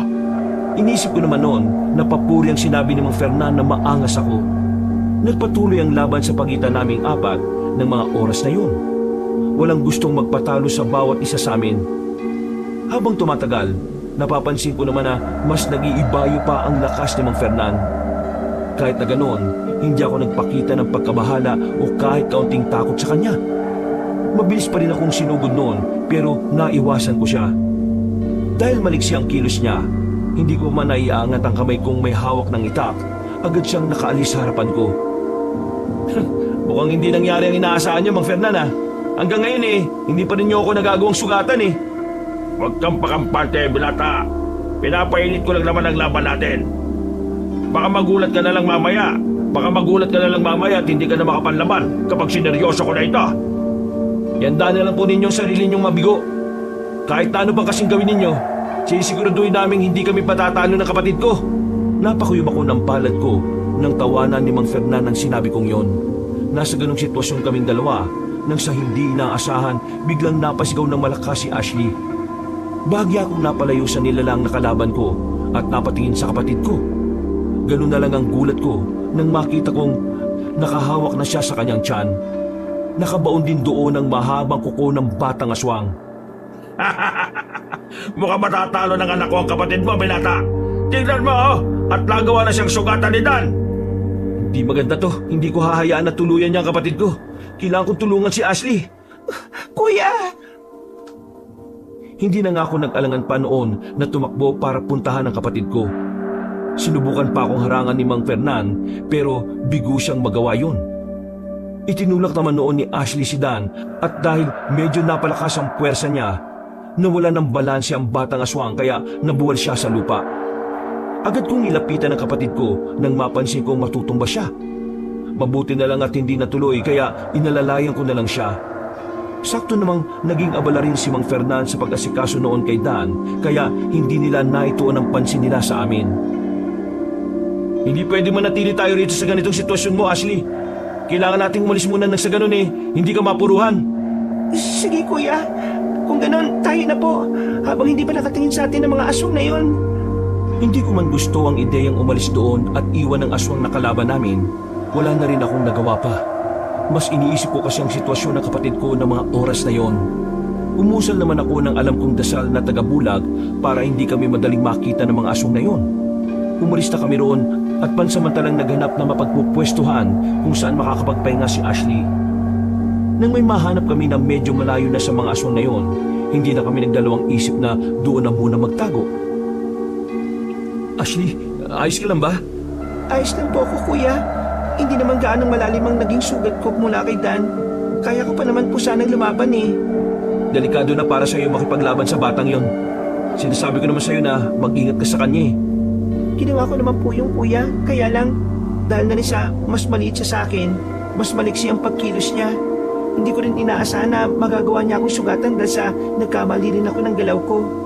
Ano ba kasi nangyari? Inatake ko kasi siya. Inakala kong iiwas lang siya sa akin kaya nakampante akong wala siyang ibang gagawin.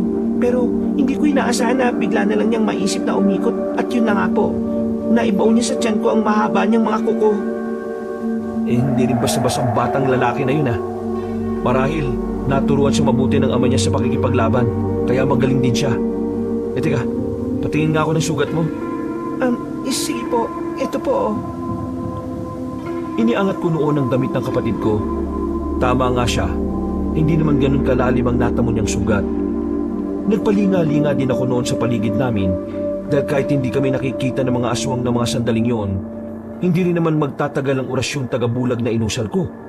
Nanatili lang din akong alerto noon sakaling makita na nila kami at atakihin. Sigurado ka bang makakaya mo pang lumaban? Oras kasi na mawala na yung bisa ng orasyong tagabulag na inusal ko Makikita tayo ng mga nilalang na yun. Sakaling nasa paligid pa natin sila. Opo kuya. Kaya kong tiisin ang sugat ko dahil alam kong makakaya ko pang makipaglaban. Huwag po kayo masyado mag-alala sa akin dahil mag-iingat na po ako sakaling muling mapalaban tayo. O sige, ihanda mo na lang ang sarili mo sa mga susunod na mangyayari Pero susubukan natin makalis dito kapag hindi tayo nasundan nakita ng mga nilalang na yun. Kailangan kitang gamutin bago pa man lumala ang mga sugat mo. Sige po Kuya Atong. Nakiramdam na muna kami ni Ashley noon sa paligid namin. Inalam ko kung saan posibleng naroon ang mga kalaban namin. Hindi ko sila nakita pero hindi ako nakampante. Alam kong posibleng nasa paligid lang namin sila kahit na hindi ko naramdam ang kanilang presensya. Hindi nga ako nagkamali ng matanaw ko ang mag-ama sa hindi kalayuan. Marahil ay hinahanap nila kaming dalawa ng kapatid ko. Alam kong hindi pa nawawala ang bisa ng orasyong tagabulag na inusal ko kaya hindi nila malalaman kung nasaan kami o maramdaman man lang ang presensya namin. Medyo malayo sa atin ang mga aswang na yun. Kaya pwede tayong kumilos ngayon paalis sa lugar na ito. Halika, aalalayan kita. Opo kuya, pero paano kung sa gitna ng paglalakad natin, mawala ng bisa ang orasyon ninyo? Wala na tayong magagawa kundi labanan uli sila. Pwedeng ako na lang naman din ang lumaban sa kanila eh. Subukan mong tumakas dito. Ligtas mo na lang muna ang sarili mo at susunod ako sa'yo sakali mapas lang ko na sila. Hindi ko po magagawa yun sa inyo kuya. Hindi ko po kayo iiwan at hahayaang makipaglaban sa kanila na nag-iisa. Kapag wala na tayong mapagpipilian, sundin mo sinabi ko. Iniisip ko lang naman ang kaligtasan mo eh. Hindi pwedeng mapatay ng mga aswang na yon ang isa sa atin. Hindi po mangyayari yun kuya. Magiging maingat na po ako sa pakikipaglaban. Hindi na ako nakaimik pa noon na ito na lang namin dalawa ang atensyon namin sa paglalakad. Medyo may kabagalan lang ang pagakbang namin noon dahil sumasakit ang sugat ng kapatid ko at naging panay rin ang paghinto namin. Nang medyo nakakalayo na nga kami sa pinagmulan namin, inakala ko pang hindi na kami mahahanap na mag-amang aswang. Pero ganun na lang ang gulat at pagkabahalang naramdaman ko nang sa paglingon ko, nakita kong mabilis na tumakbo patungo sa kinaroroonan namin ng mga nilalang. Hindi maganda to. Mukhang nakita na tayo ng mga aswang na yun. Bilisan natin, dali! Pero maabutan pa rin nila tayo kuya. Hindi ko hayaang mangyari yun. Tumakbo tayo papunta ron. Siguradong kapag nakapasok na tayo sa kagubatan, marami tayong mapagtataguan doon at pwede natin silang iligaw. Hindi na nakaimik pa noon ang kapatid ko. Tinis naman niya ang sakit ng sugat niya para mapabilis ang pagtakbo naming dalawa. Nakasunod na rin sa amin noon ang mag-amang aswang. Nang makarating nga kami sa loob ng gubat, naging alerto na kaming dalawa ni Ashley. Naghanap na rin muna kami ng mapagtataguan naming dalawa para hindi kaagad kami mahanap ng mga nilalang na humahabol sa amin. Pabulong din kaming nag-usap ng mga oras na yun. Kuya, hindi kayo matuntun ng mga aswang na yun kung saan tayo ngayon? Hindi ako sigurado. Malakas ang pang-amoy nila, lalo na't may sugat ka. Kaya may posibilidad na madali lang para sa kanila na masundan nila ang mga amoy natin. Ganito na lang ang gawin nating dalawa. Ano naman po yun kuya? Bawat makikita nating puno, pahiran mo ng dugo mo na galing sa sugat mo. Nang sa ganun eh, maligaw natin sila gamit ang paraang yun. Hindi nila mabilis na matutunto ng kinaroroonan natin kapag naamoy nila tayo sa iba't ibang bahagi ng kagubatang ito. Sige po kuya, gagawin ko po ang sinasabi niyo. Hindi na tayo dapat pang tumagal dito. Umalis na tayo at maghanap ng susunod na mapupuntahan. Opo kuya. Hindi ko pinabayaan noon ang kapatid ko, Kabanong. Mabuti na lang din dahil maliwanag ang buwan ng mga oras na yon, kaya hindi rin kami nahirapan sa mga daan naming dalawa. Sinunod naman niya ang sinabi ko sa kanya na pahiran ng dugo niya ang bawat punong nakikita naming dalawa para mailihis ang direksyon ng aswang na humahabol sa amin. Huminto lang kami nang medyo nakakalayo na kami at nakaramdam ng pagod ang kapatid ko. Naging mapagmatsyag lang kami sa paligid namin noon dahil naisip namin dahil baka may ibang aswang na sumugod sa amin. Pansamantala makakapagpahinga tayo dito. Siguradong mahirapan ng mga aswang na yun sa paghahanap sa ating dalawa. Sana nga po, hindi nila tayo makita kuya. Teka, hindi na po ako pamilyar sa bahaging ito ha. Mukhang napalayo na po talaga tayo kuya Atong. Tama ka, pero huwag ka mag-alala. Mahahanap din naman natin ang daan palabas sa gubat na ito eh. Magtiwala ka lang sa akin. Sige po kuya. Natahimik na kaming dalawa ng mga oras na yon.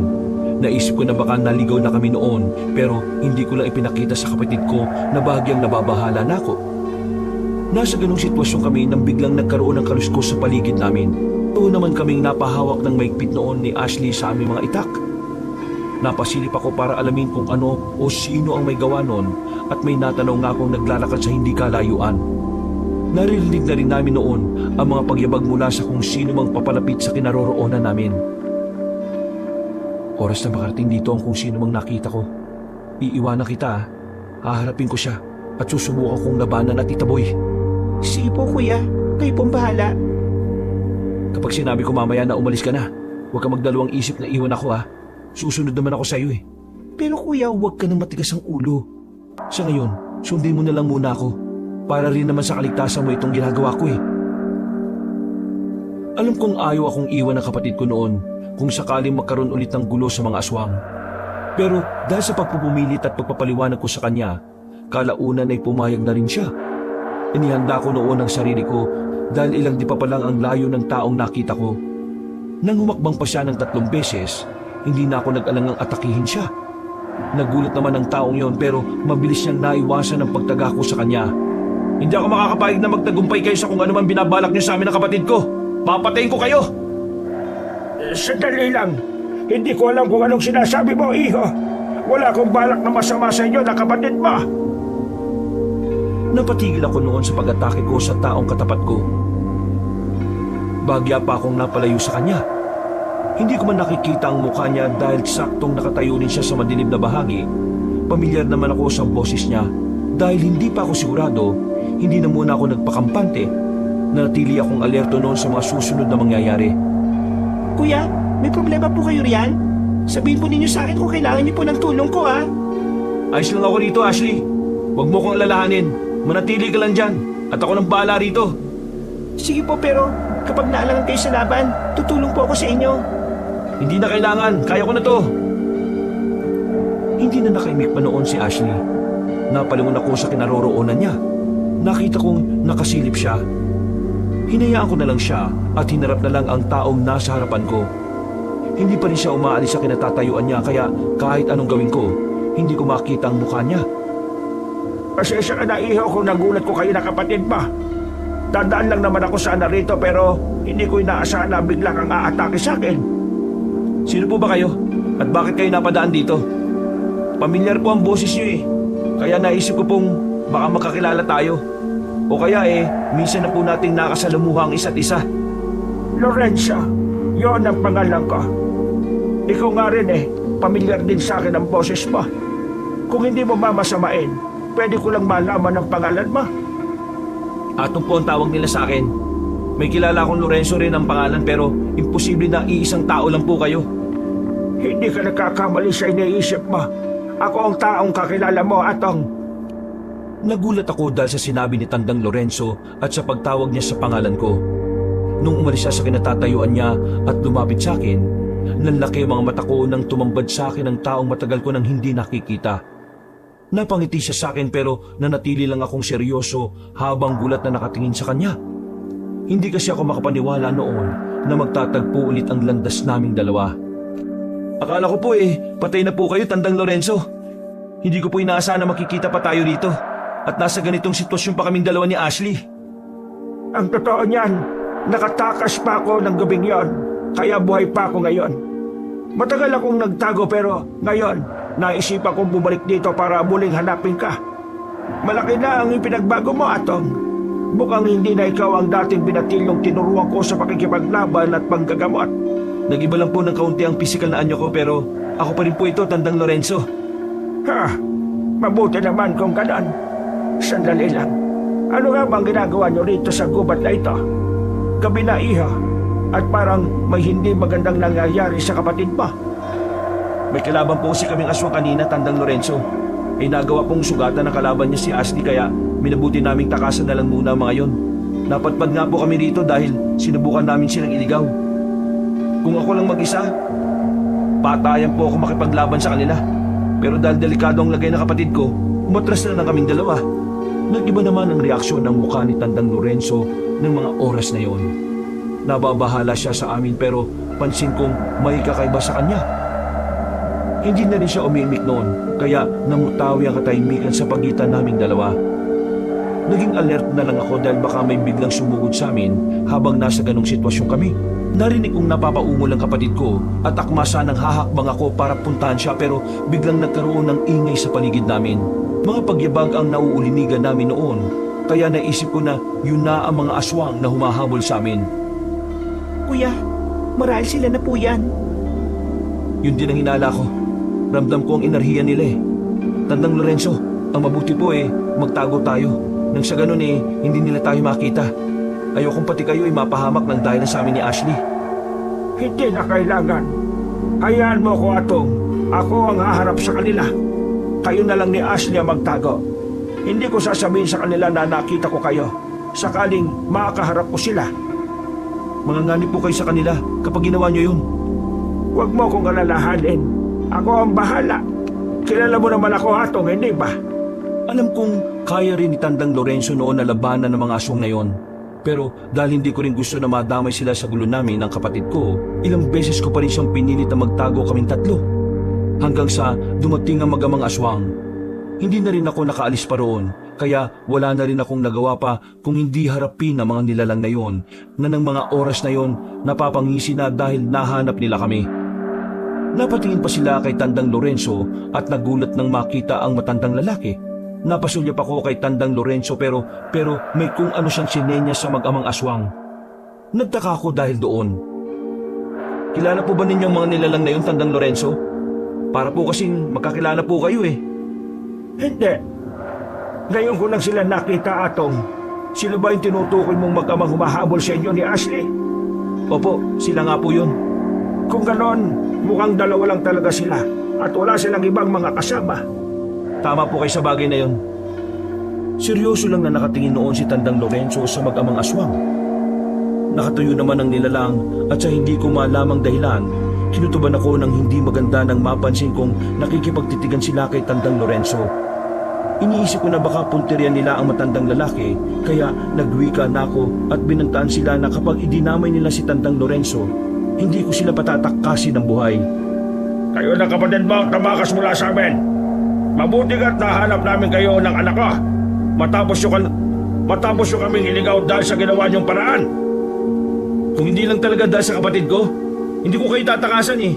Pasalamat na lang kayo dahil may rason ako para hindi rin sana kayo paslangin. Pero dahil sinundan niyo pa kami rito, wala na rin ako magagawa pa kung hindi labanan ulit kayo ng anak mo. Kung iniisip mong tutulungan ka ng taong yan, huwag ka nang umasa pa dahil hindi niya gagawin sa kung ano man ang iniisip mo. Hindi ka sigurado sa bagay na yon. Kung tutulungan ko sila, paniguradong kayo na kasama mo ang tatakas kapag nangyari yon. Hindi ko alam pero pakiramdam ko noon ay magkakilala si Tandang Lorenzo pati na rin ang mag-amang aswang. Naisip ko na marahil ay nakalaban na niya ang mga ito noon. Nagkaroon pa ng tensyon noon sa pagitan namin hanggang sa kalaunan, nagpasya na lang din kami ng labanan ng mag-amang aswang. Nagulat naman si Mang Fernan at Dan nang sabihin ni Tandang Lorenzo na tutulong siya sa amin.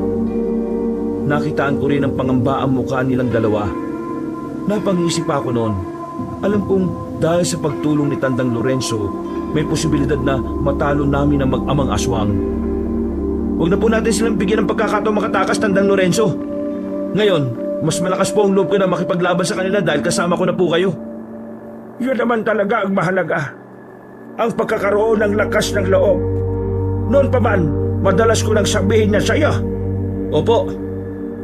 Kaya pala maangas ang albularyong yan. Dahil din pala sa inyo. Napangisi si Tandang Lorenzo dahil sa sinabi ni Mang Fernan. Nagulat naman ako noon sa paglapit ni Ashley. Pinagsabihan ko pa siya na huwag nang sumama sa amin sa laban pero nagmatigas ang kapatid ko.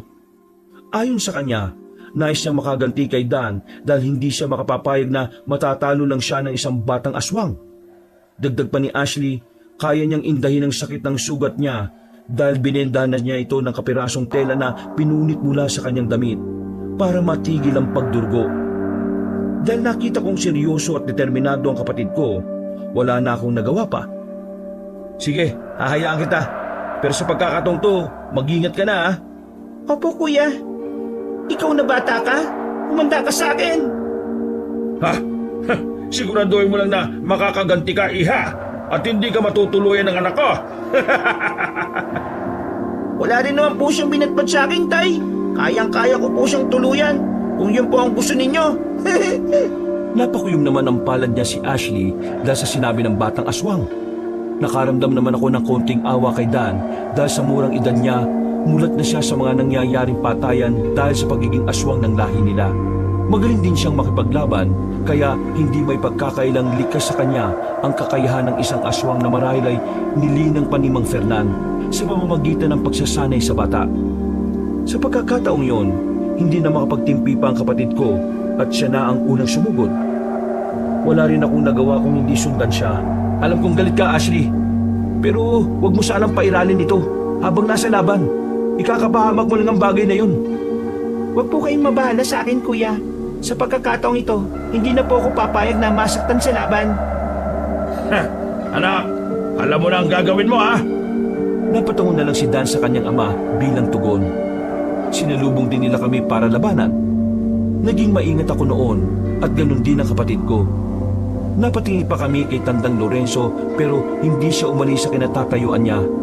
Hindi ko na muna siya pinansin dahil naisip ko na marahil ay pinag-aaralan pa niya ang kilos ng kalaban namin. Nagpatuloy na lang muna kami ni Ashley sa pakikipaglaban sa mag-ama ang aswang. Hindi ako nagpatalo kay Mang Fernan kahit ilang beses pa niya akong atakihin para hulihin. Napangisin na lang ako nang magawa ko siyang daplisan sa kanyang braso. Kung kanina hindi kita magawang sugatan man lang, ngayon naman ay sisiguraduhin ko mapupuruan na kita. Huwag kang puro dadat bantalang binata. Gawin mo! Bantayan mo rin ang kapatid mo dahil oras na masugatan ulit siya ng anak ko. Paniguradong hindi na siya mabubuhay pa. Lalo na't hindi kayo matutulungan ng taong inaasahan niya. Napakuyom ako ng palad ko dahil sa inis na naramdaman ko kay Mang Fernan. Napaisip din ako na baka tama siya na hindi kami tutulungan ni Tandang Lorenzo dahil hindi pa rin umaalis o gumagalaw ang matandang lalaki sa kinatatayuan niya. Kahit na ganon, ipinakita ko naman sa kalaban kong aswang na kahit walang tulong mula sa matanda, kaya ko siyang labanan. Sunod-sunod ko pa siyang inatake noon. Sabay pagtaga sa kanya gamit ang buong lakas ko. Nadidismaya naman ako dahil nagagawa niyang iwasan. Hanggang sa muli ko pa siyang tinaga at sa pagkakataong yon, bumaunang itak ko sa kanyang balikat dahilan para mapahiyaw siya. Hindi ko rin naman kailangan ng tulong ng iba para mapabagsak ang hayop ka. Ipakikita ko sa iyo kung sino minamalit ninyo. Isa pa, kapag napahamak ang anak mo sa kamay ng kapatid ko, huwag sana kayo magsisi. Hindi mangyayari yun, binata. Malakas ang anak ko, kaya makakaya niyang patayin ang kapatid mo kung gugustuhin niya. Hindi na ako nag-aksaya pa ng oras.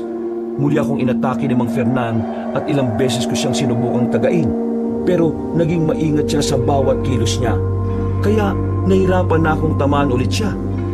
Napapangisi naman siya sa akin habang ginagantihan ako ng atake noon. Kaya ginawa ko ang makakaya ko para mailagan siya. Iniisip ko na hindi ako pwedeng masugatan dahil kapag nangyari yon, baka maalangan kami ni Ashley. Napasulyap ako sa kapatid ko at ganun na lang ang tuwa ko dahil kahit papaano ay nakakasabay na siya sa mga galaw ng batang aswang at nagawa rin niyang sugatan si Dan. Bantayin yung anak niyo, Mang Fernan. Baka may posibilidad na matalo siya ng kapatid ko. Huwag kang umasa sa bagay na yon dahil malabang mangyari yan. Napatingin pa si Mang Fernan kina Ashley at Dan noon na abala sa pakikipaglaban sa isa't isa. Napapansin kong seryoso naman ang kapatid ko noon kaya alam kong gusto niya makaganti sa batang aswang. Nagkaroon naman ako ng pagkakataon na sunggaban si Mang Fernan. Akala kong magagawa ko siyang tamaan noon nang ambahan ko siya ng pagtaga. Pero bigo ako dahil mabilis siyang nakaiwas. Nagalit naman ako dahil doon kaya hindi ko na siya tinigilan. Napapatras naman siya noon para hindi ko nang siya masugatan ulit. Nang makaramdam ako ng pagod, napahinto ko at napatras. Ganyan po kayo makipaglaban. Wala pong patutunguhan tong ginagawa natin. Hindi ka lang pala maangas dahil agresibo ka rin, binata. Tandang Lorenzo, itutuloy na po bang plano? Kanina pa po kasi kami naghihintay ng hudyat mula sa inyo Kayo na ang bahala sa kanila, Fernan. Gawin niyo kung ano man ang napagplanuhan. Sige, pasusunod po. Nagulat ako noon dahil sa sinabi ni Tandang Lorenzo. Napaisip ako kung bakit magkakilala silang dalawa. Nagtaka na rin ako kung anong planong tinutukoy ng matandang lalaki. Nasa ganong sitwasyon naman kami nang sumigaw ng malakas si Dan. Nang mapatingin kami sa kanila, nakita naming nagawa siyang tagain ng kapatid ko sa dibdib. Ibinalibag din ni Ashley ang batang aswang dahilan para tumilapon siya. Mabilis namang lumapit si Mang Fernan sa kanyang anak para tulungan yon. Napatakbo si Ashley palapit sa akin at kitang-kita ko sa mukha ng kapatid ko ang pagod dahil sa pakikipaglaban niya. Kuya, sigurado mababawasan ang kalaban natin dahil manghihina na ang batang yon. Marami na siyang natamong sugat mula sa akin kaya masasabi kong napuruan ko na siya. Mabuti naman kung ganon. Siguradong galit na ngayon si Mang Fernan dahil sa ginawa mo sa anak niya. Mas kailangan natin maging maingat, lalo na't may malaking problema rin tayo ngayon. Anong ibig niyo sabihin, Kuya Atong?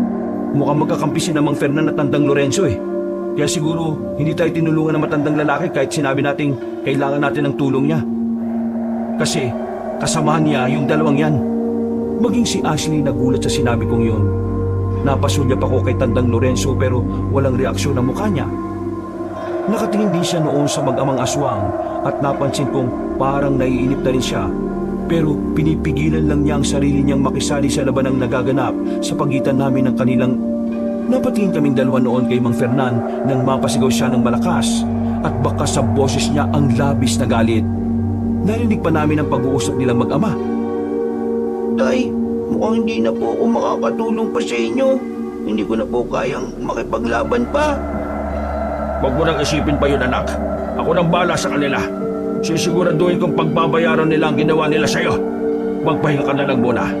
Pagkatapos ng laban babalikan kita. Napatungo na lang noon si Dan sa kanyang ama bilang tugon. Kinarga ni Mang Fernan ang anak niya at hinanapan na mapagpepwestuhan.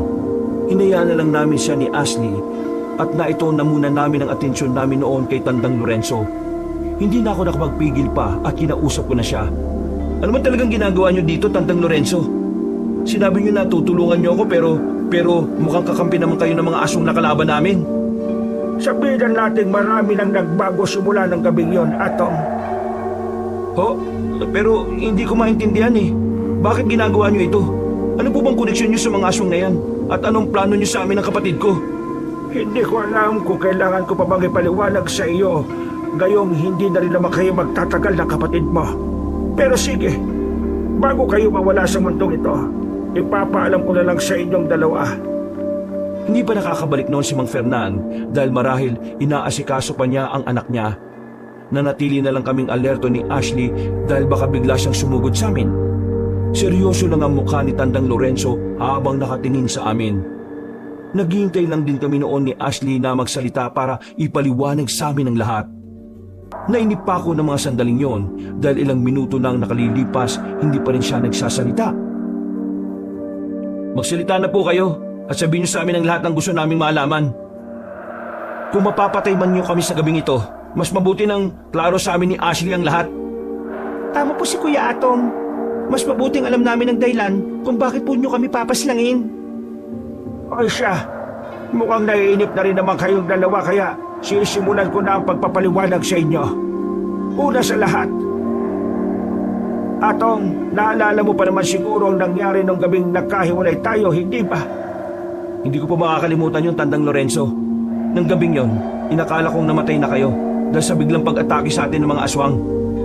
Pwes, ngayong nandito na ako sa harapan ninyo, ibig sabihin nun ay hindi ako namatay doon. May nangyaring hindi ko inaasahan. Nadakip ako ng mga aswang na sumugod sa atin dahil mas pinili kong patakasin ka at labanan silang lahat. Masaya naman ako noon dahil nagawa kitang iligtas sa kanila, lalo na't alam kong hindi pa sapat ang kakayahan mo noon para lumaban. Tama po kayo. Yun nga pong sabi niyo sa akin ng mga panahong yon. Ano po bang sumunod na nangyari sa inyo nang makalis na ako noon? Kaya nang sabi ko, nakipaglaban din ako sa mga aswang na yon. Marami pa silang dumating at hindi ako nagpatalo sa kanila. Pero dahil nasukol nila ako, wala na rin akong nagawa ng mahuli nila ako. Kung nahuli ka po nila, bakit hindi ka nila pinaslang? Alam ng pinuno nila na isa akong albularyo at malakas din ako pagdating sa pakikipaglaban. Dahil doon, may inalok siya sa akin at yun ay mananatili akong buhay pero magiging kagaya nila ako. Hindi ako pumayag ng una pero nang sinabi nila na pati ikaw ay dadamay nila at papaslangin, hindi na ako nagdalawang isip pa at pumayag na ako. Alam mo, bilang maestro mo, hindi ko gustong mapahamak ka. Tandang Lorenzo, yun lang ang nasambit ko ng mga oras na yon, Kabanong. Hindi ako makapaniwala na kahit na nasa kapahamakan na siya ng gabing yon, mas pinili pa rin niyang iligtas ako. Noon din, dahil sa sinabi niya, natanto ko kagad na isa na rin siyang aswang. Nagtaka pa ako kung bakit hindi ko naramdaman ang enerhiya niya bilang isang aswang. Hindi na ako nag-abalang magtanong pa. Sakto din naman na dumating si Mang Fernan noon. Aatake sana siya sa amin pero pinagsabihan niya si Tandang Lorenzo na huwag kaming sugurin at manatili sa tabi niya. Habang naghihintay ng hudyat, sinunod naman siya ng nilalang. Kumusta na ba ang anak mo, Fernan? Hindi po ba isang lagay niya ngayon, Tandang Lorenzo? Marami po siyang natamong sugat at mukhang napuruan po siya ng babaeng yon. Pagbabayaran niyo ang ginawa niyo sa anak ko, papatay ko kayo! Kung ano man ang ginawa ko sa anak ninyo, yun din naman ang nararapat sa kanya. Huminahon na muna, Fernan.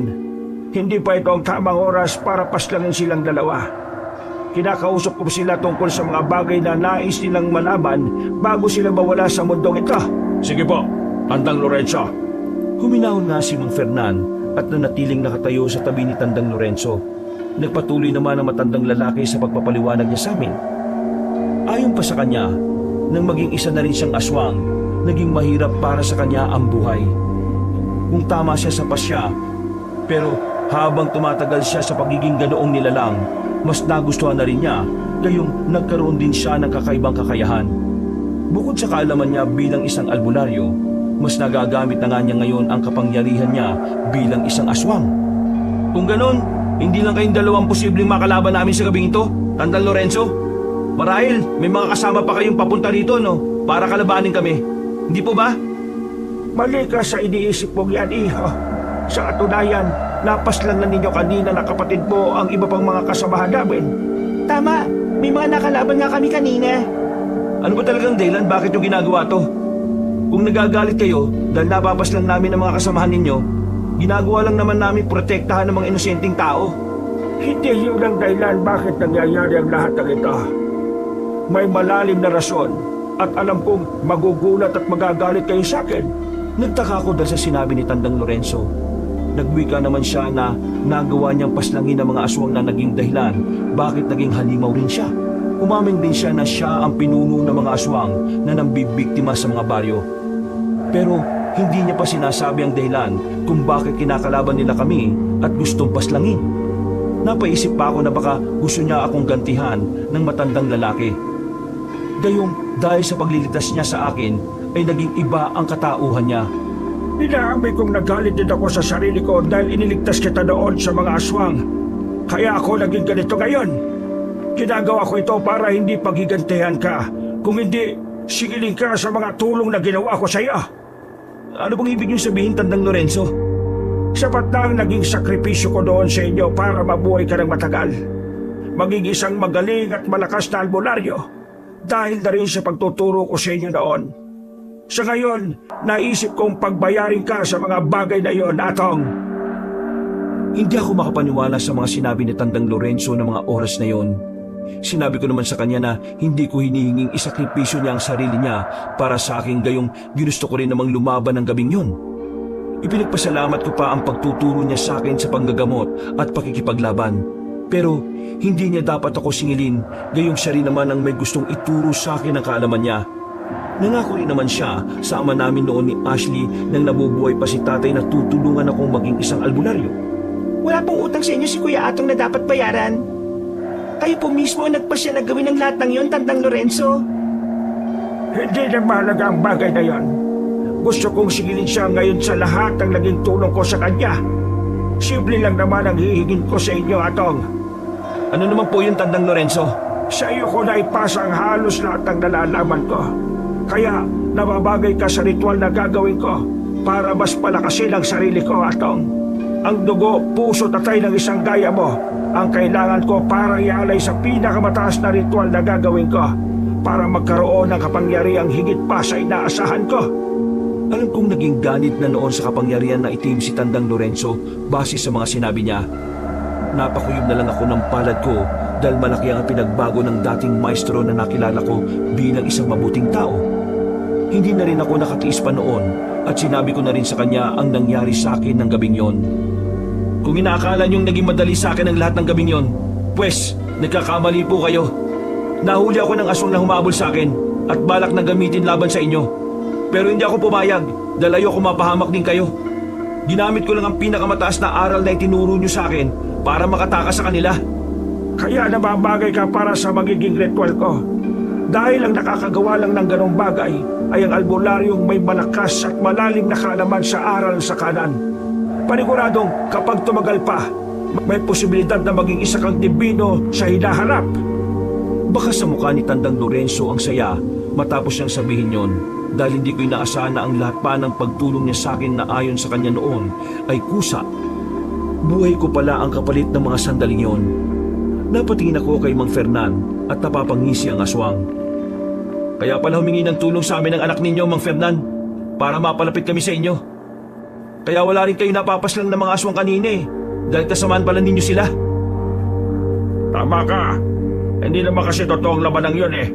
Isa lang yung palabas para mahulog kayo sa patibong namin sa inyo. Naalala niyo ba yung gabing may nakita kayong bangkay, ha? Hindi mawala sa isip namin yon. Huwag niyong sabihin nandun kayo ng gabing yon at minamatsagan niyo kami ni Kuya Atong. Tama ka sa iniisip mo, Iha. Kami ni Dan ang pumaslang sa taong yon. Nandun din kami at pinapanood kayong dalawa. Hindi nga lang ninyo kami maramdaman dahil na rin sa ritual na ginagamit namin para itago ang aming enerhiya. Napakuyom ako ng palad ko noon, Kabanong. Nagpatuloy pa si Mang Fernan sa pagsasalita niya at napag-alaman namin mula sa kanya na simula ng gabing yon, minamatyagan na nila kami ni Dan. Alam nilang kami ang pumaslang sa mga kasamahan nila, kaya tinitimbrihan nila ang mga kauri nila kapag rumorhonda kami sa mga baryo, kaya wala kaming nakakainkwentro ng mga aswang. Dagdag pa roon, pinapahanap kami ni Tandang Lorenzo sa kanya, kaya nang matuntun nila kami, binalak na nilang paslangin kami ng gabing yon. Mga hayop kayo! Pagbabayaran niyo mga ginawa niyo sa mga inosenteng tao at maging sa amin ang kapatid ko. Tandang Lorenzo, alam ko minsan na kitang naging maestro, pero hindi ibig sabihin nun, ibibigay ko na kung ano man ang gusto mo. Huwag kang mag-alala.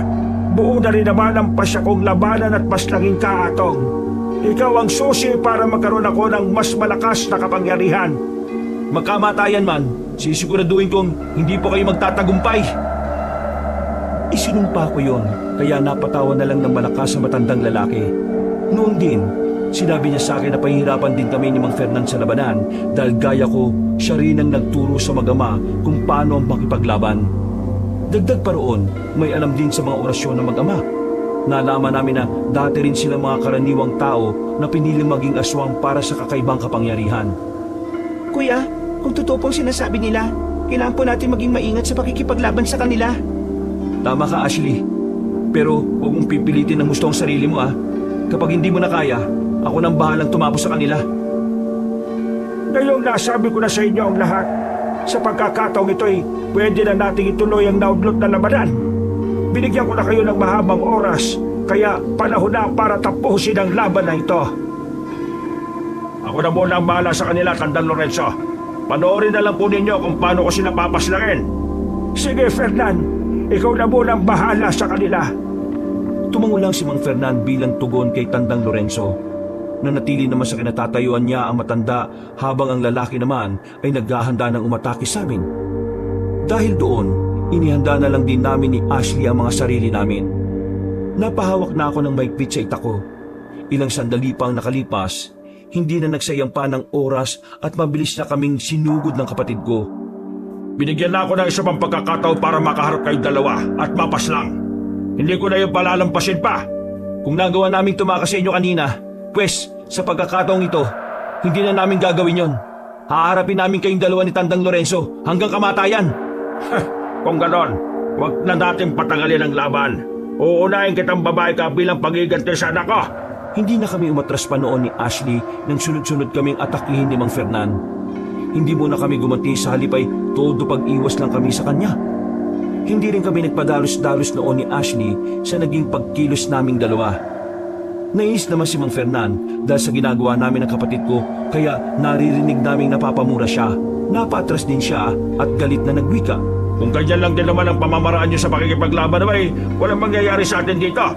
Bakit hindi nyo na lang kami hayaang magtagumpay sa balak namin sa inyo? Matino pang pag-iisip namin ng kapatid ko. Kung naiinis ka dahil sa pag-iwas namin sa bawat pag-atake mo, bakit hindi mo na lang kasi mas galingan pa? Kahit alam kong dihado na kayo ng kapatid mo, hindi pa rin nababawasan niyang kaangasan mo.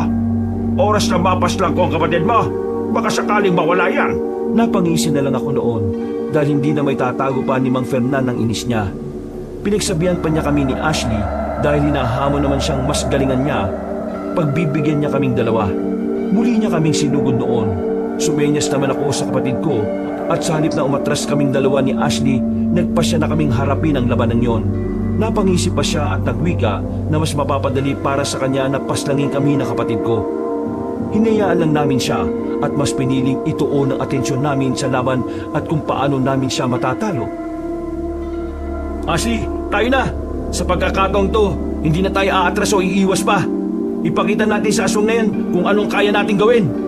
Sige, Kuya Atong. Umanda kayo! Tapos na kayo sa akin! Sinunggaban kami ni Mang Fernan kaya sinalubong namin siya. Sabay kami ni Ashley sa pagtaga sa kanya.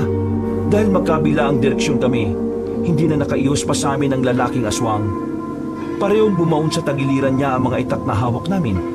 Sa pagkakataong yon, at dahil alam kong posibleng nangihina na siya at hindi na makakagawa pa ng orasyon, umusal ako ng dasal na alam kong para hindi na siya makagalaw pa. Hinugot namin ang mga itak sa tagiliran niya. Hinayaan naman ako ng kapatid ko na paslangin si Mang Fernan. Hindi na ako nagdalawang isip at buong lakas ko siyang tinaga sa kanyang leeg na naging dahilan para matumba siya ng walang buhay. Nagkamali kayo ng mga taong minaliit niyo, Mang Fernan.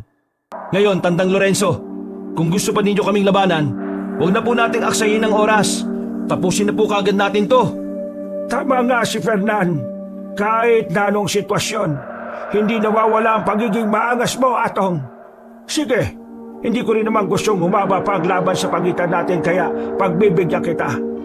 Tatapusin kagad natin ito. Pagkatapos sabihin ni Tandang Lorenzo yon, mabilis niya kaming sinugod. Una niyang pinuntirya ang kapatid ko na noon ay malakas niyang sinuntok sa tiyan kung saan naroroon ang sugat ni Ashley. Napahiyaw na malakas ang kapatid ko dahil sa ginawa niya. Hindi naman ako nagdalawang isip na tagayin ang likuran ni Tandang Lorenzo. Napahiyaw din siya nang bumao ng itak na hawak ko. Mabilis ko rin siyang sinakyan at sinakal na malakas. Binitiwan niya si Ashley at itinuon niya ang pansin sa akin. Ibinalibag niya ako kaya nabuwal ako sa lupa. Sumugod agad siya sa akin pero bago pa man siya nakalapit, nagawa ko siyang sipain ng malakas dahilan para tumilapon siya. Kailangan kong puntahan si Ashley. Hindi pwede mapahamak ng tuluyan ng kapatid ko. Kuya! Nang makalapit ako kay Ashley, agad ko siyang tinulungan. Pero nang makita kong papalapit sa amin si Tandang Lorenzo, mas pinili kong iwan muna siya. Kinuha ko na lang ang itak niya at sinalubong ang matandang lalaki na noon ay nasa anyong aswang na. Dalawa na ang hawak kong itak ng mga oras na yon, kaya mas lumakas ang loob kong labanan siya. Ako ang magtatagumpay sa ating dalawa. Ngayon pinagsisisihan ko na tinuruan pa kita sa mga bagay na alam ka. Kaya para walang sagabal sa akin, papatayin kita. Hindi mo na mababawi pa kung ano man ang naituro mo sa akin. Huwag kayong mag-alala. Ginagamit ko rin naman yun sa tama at gagamitin ko rin yun para tapusin kayo. Matapos kong sabihin yun, umusal ako ng dasal na alam kong makakatulong sa akin para mabilis na matalo si Tandang Lorenzo. Kinontra naman niya yun pero hindi ako sumuko kaagad. Kahit alam kong may mga posibilidad na maubos ang lakas ko dahil sa gagawin ko, hindi na ako nag-alangan pa. Hindi rin nagpatalo si Tandang Lorenzo noon pero dahil mas mahina na ang katawan niya sa akin, mas mabilis siyang mawala ng lakas. Nagkaroon ako ng pagkakataon na tapusin siya. At dahil hindi na rin siya makagalaw noon, wala na siyang nagawa pa kung hindi hintayin na tumama sa liig niya ang mga itak na hawak ko. Hindi ko akalain dahil sa pundasyon at paghihina ng katawan lang ang dahilan kung bakit matatalo mo ko, Atong. Hindi po sa lalim ng alam ng aral, mababase ang pagkapanalo. Tandang Lorenzo, minsan kasi, kailangan lang din po ang tiwala sa sarili at katapangan para matalo ang isang malakas na kalaban. Yun ang meron ako na wala sa inyo, kaya ako kayo matatalo. Nagkamali ako dahil inisip kong naging mahina ka simula nang magkahiwalay tayo. Pero mukhang mas nilinang mo pa pala ang kakayahan mo. Marami po akong dapat na matutunan at aminado ko ron. Pero ngayon, swerte ko na lang dahil mas umayo ng tadhana sa akin na matalo ko kayo. Itinaas ko na ang isang kamay ko noon para muling tagain si Tandang Lorenzo. Napapapikit naman siya at parang tanggap na rin niya ang kahihinatnan niya. Pero dahil na rin may respeto pa rin ako sa kanya bilang dati kong tagapagturo, hindi ko siya tinuluyan. Nagtaka naman siya dahil hindi ko itinuloy ang pagpaslang sa kanya, kaya nang magmulat siya, napawika siya. Bakit hindi mo ako tinuluyan? Yun po ay dahil naging tagapagturo ko po kayo noon. Marahil utang na loob ko rin talaga sa inyo ang pagkakaroon ko ng kaalaman sa pakikipaglaban at panggagamot. Ituring na lang po ninyo itong kabayaran sa lahat ng naitulong niyo sa akin. Patas na po tayo. Pero, May bagay lang sana akong gagawin sa inyo na alam kong hindi ko rin pagsisisihan hanggang sa nabubuhay ako. Nagtaka si Tandang Lorenzo kung anong ibig kong sabihin. Wala na siyang nagawa ng simulang kong iusa ng isang pinakamalakas na orasyon na magpapawalang bisa sa kanyang kakayahan bilang isang dating albularyo. Maging ang mga kaalaman niya sa aral sa kaliwa, hindi rin magagamit pa. Isa na lang siyang mahina at karaniwang aswang noon na kahit ang baguhang albularyo o manunugis ay kaya siyang talunin. hindi ko alam kung magpapasalamat ako sa ginawa mo sa akin. Pero isa lang ang masasabi ko ngayon, Atong. Yun ay ang pangakong kailanman ay hindi na magpapakita at manggagambala sa inyo. Mabuti naman po, sa susunod na makakalaban ko pa kayo, hindi na ako magdadalawang isip na tuluyan kayo. Isa pa po pala, Tandang Lorenzo. Isama niyo ang anak ni Mang Fernan. Kahit kailan, huwag niyong piliing magkrusulit ang landas natin. Napatango na lang si Tandang Lorenzo. Kahit nanghihina pa, mabilis siyang umalis sa tinanap ang anak ni Mang Fernan. Nang makita niya ito, nagpaalam pa siya sa akin at sa huling pagkakataon, humingi siya ng tawad. Nang wala na sila, inasikaso ko naman ang kapatid ko. Inalalayan ko siya. Sinunog namin ang bangkay ni Mang Fernan at saka namin nilisan ang lugar na yon. Umuwi kami sa bahay at agad kong ginamot si Ashley. Simula noon, Kabanong, wala nang napapabalitang pambibiktima ng mga aswang. Naging tahimik ang baryo.